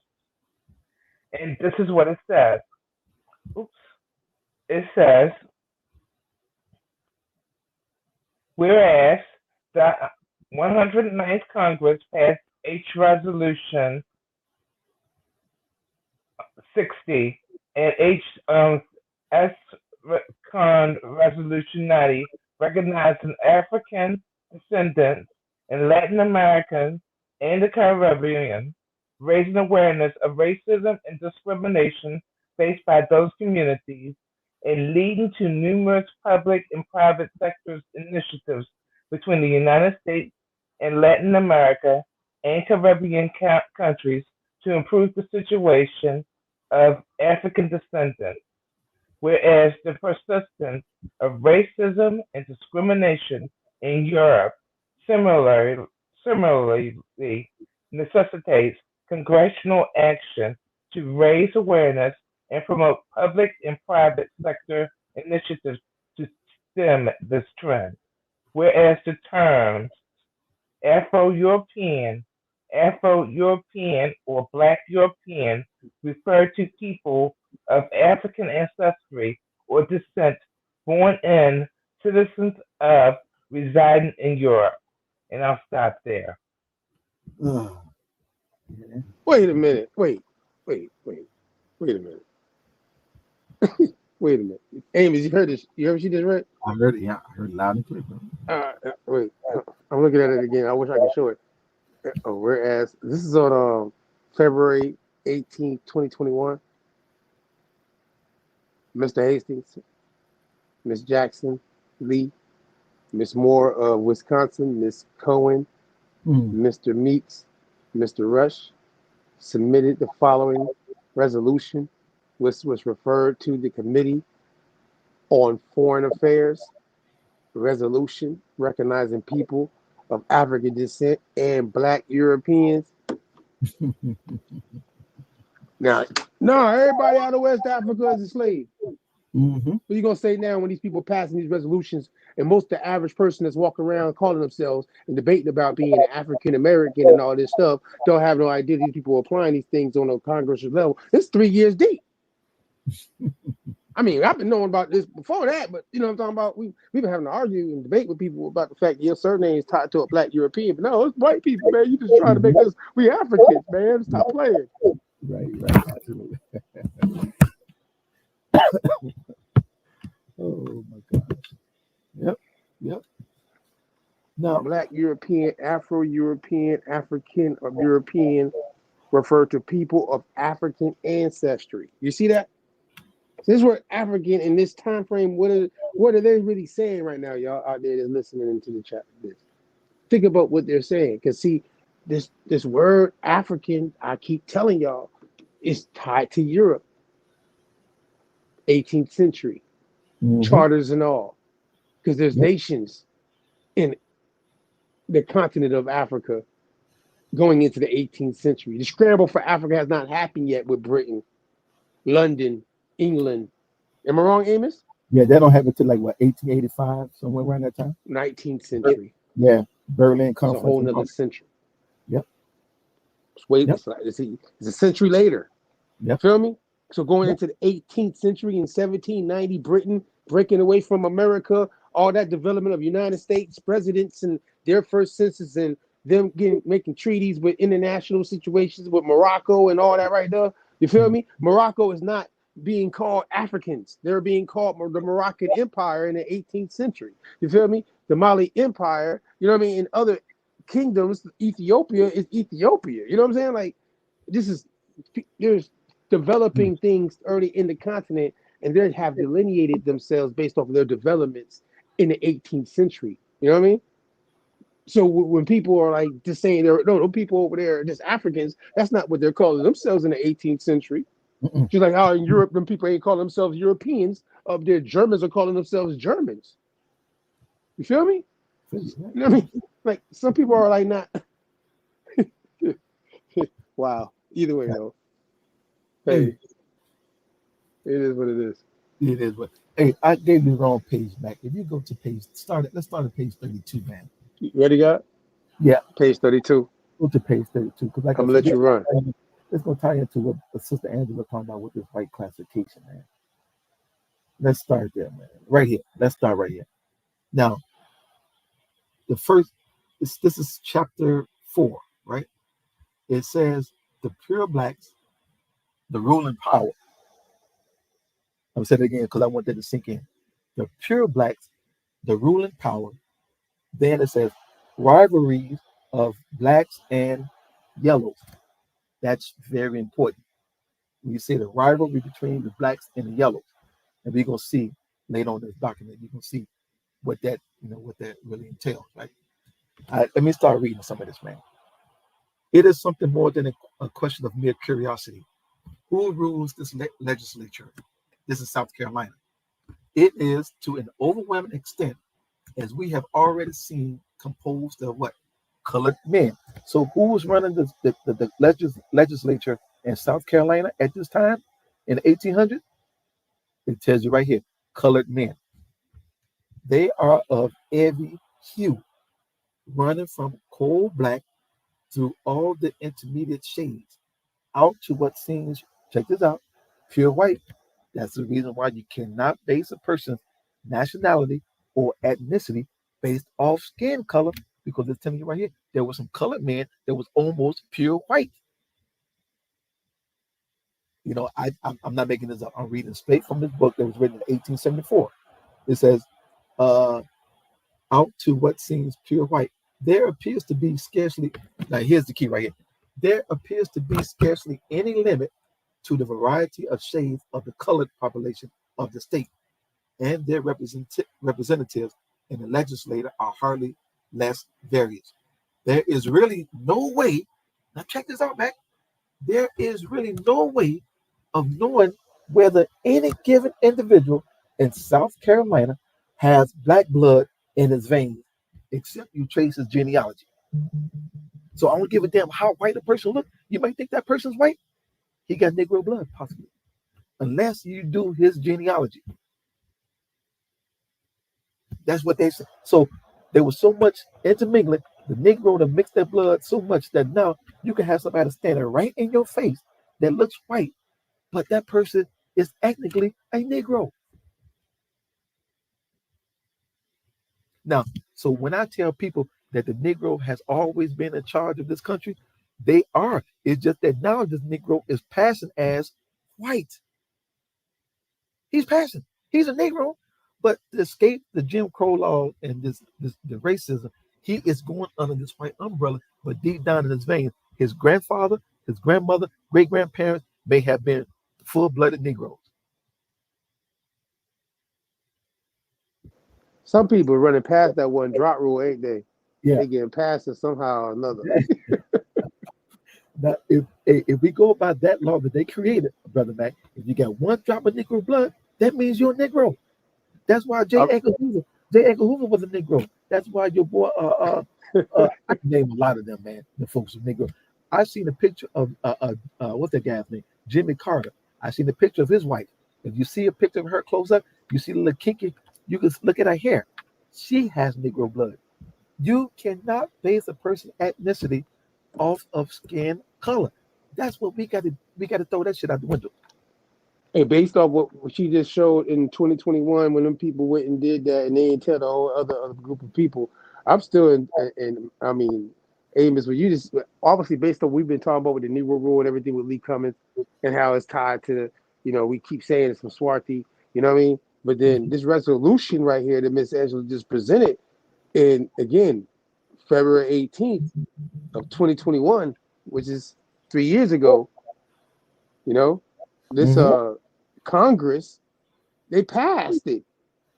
Our House Resolution 60, like they passed it, right, Miss Angela? They passed this. Thank you, Cousin Angela, for this. I'm sure they're gonna. Yes, they did. They did. And I got it on Clubhouse. I got actually booted to the Goog for providing this information. Of course, you're gonna get booted.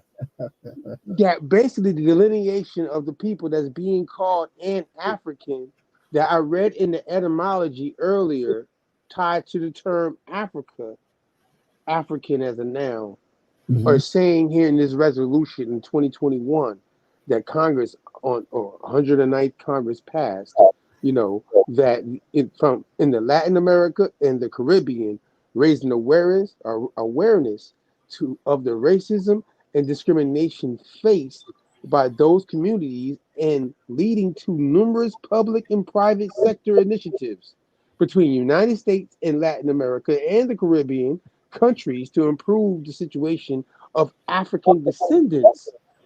But then it says, whereas the persistence of racism and discrimination in Europe similarly necessitates congressional action to raise awareness and promote public and private sector initiatives to stem to this trend.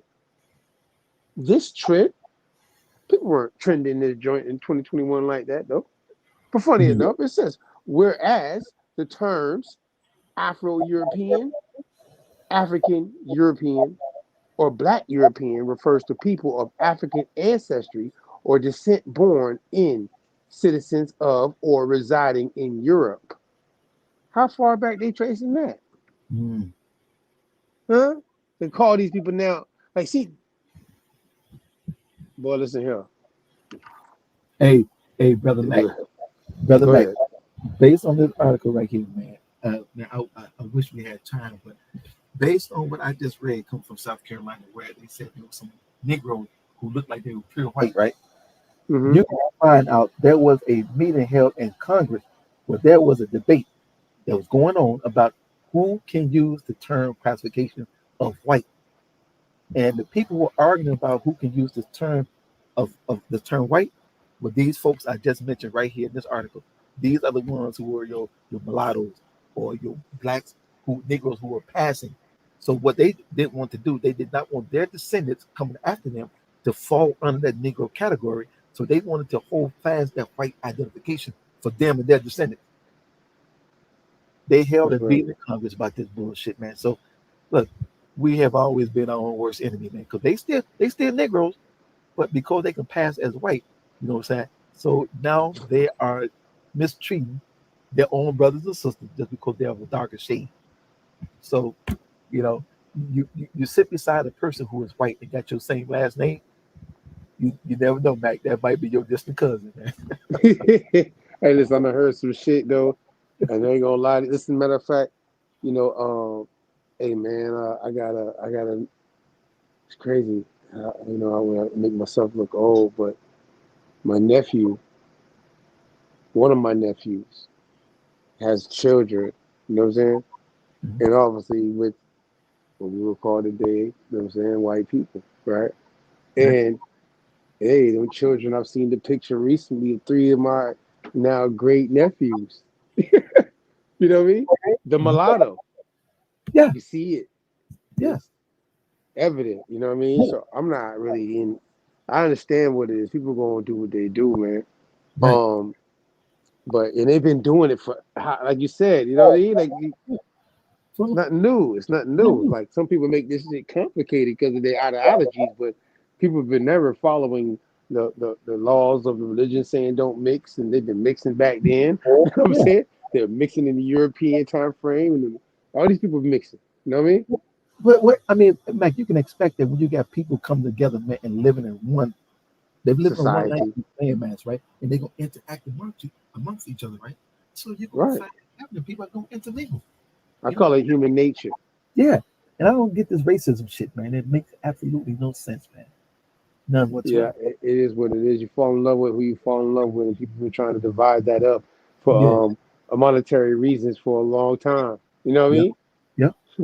But people are bickering, man. But some in the quote unquote Pan African movement and all these other movements, they are going to reject and deny this because it's not going to be, how can I put it? It don't have that same Hollywood flair if you don't, to identify with that side of your ancestry that's not quote unquote indigenous American or Indian. that if they're not Moor, if they're not African, they don't want Right. to accept that because everybody got these identity narratives that they're pushing, right? But like you said, like we got about 3 or 4, 5 probably different ethnicities than us, right? You know what I'm saying? My great grandfather, my father's paternal grandfather is from Louisiana. He's French Creole. He spoke French. You know what I'm saying? Right. Part of my heritage. So what do I not do? I deny that French part of my ancestry? The Scottish part of No. the Irish part of my ancestry? No, you can't do Right. it. You can't do it. Hey man, and hey, and no, I can't do it either. I mean, Esther Lucy though, I bang a maroon. I'm a maroon now, but I don't.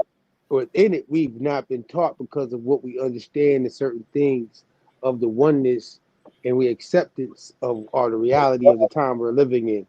But when it comes down to just breaking it down, that's just breaking it down. There's no personal intention for me as far as me being racist or prejudiced about any mixture or any different things on that level. You know what I'm saying?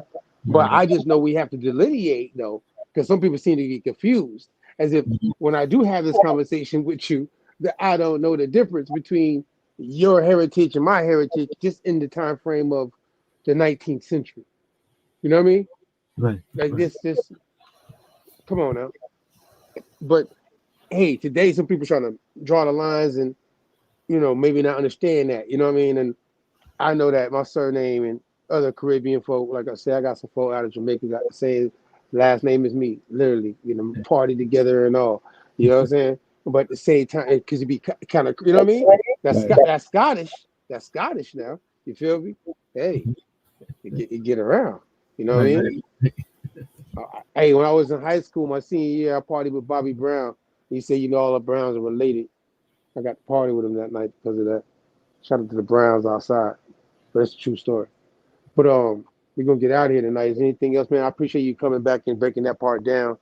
And I hope everybody get the delineation down right, man, because we ain't, but people trying to skip past these things, so we had to make a point. I hope we made it clear. What you think, guy? We made the point kind of laid out. I mean, Miss Angela, before we slide, what you think?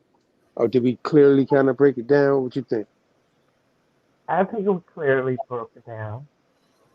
All right. So I don't want nobody to think we being biased. You know what I mean?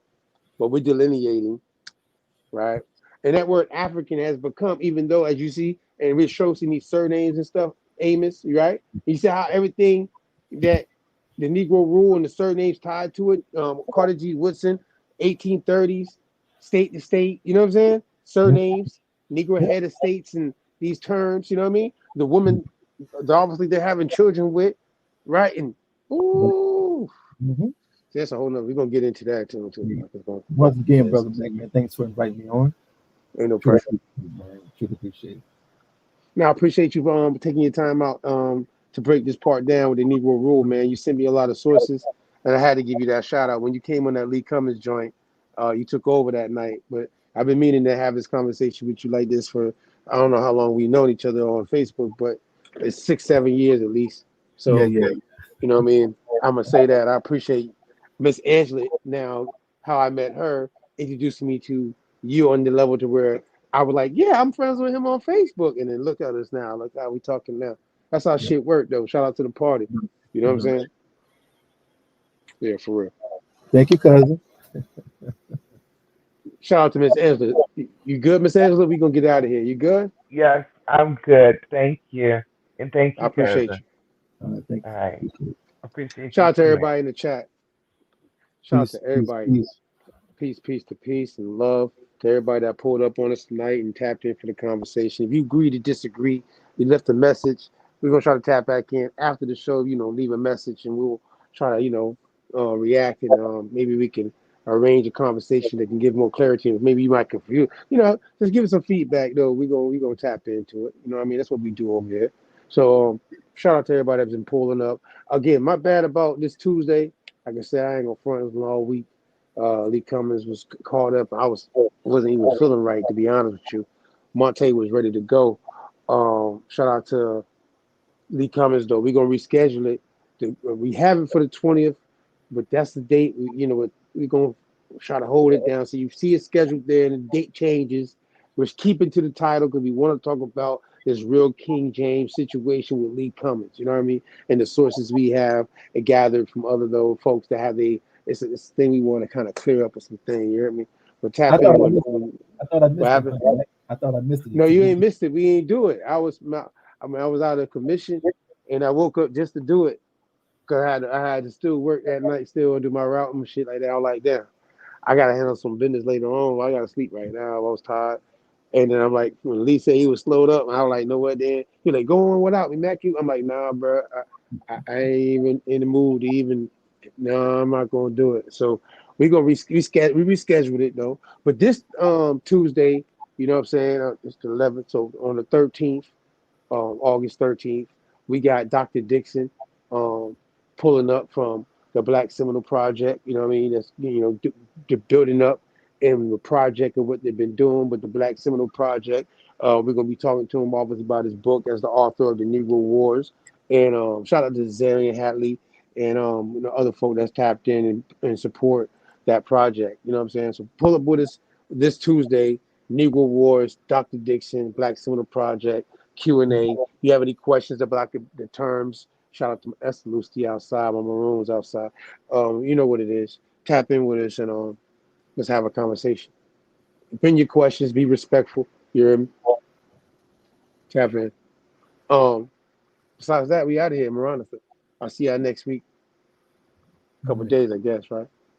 Ms. Angela, thank you. Amos, once again, appreciate you, brother. I'm gonna talk to y'all soon. All right, man. Peace. And peace to everybody outside. You heard? Peace. The harsh reality is live life autonomously. You heard? God.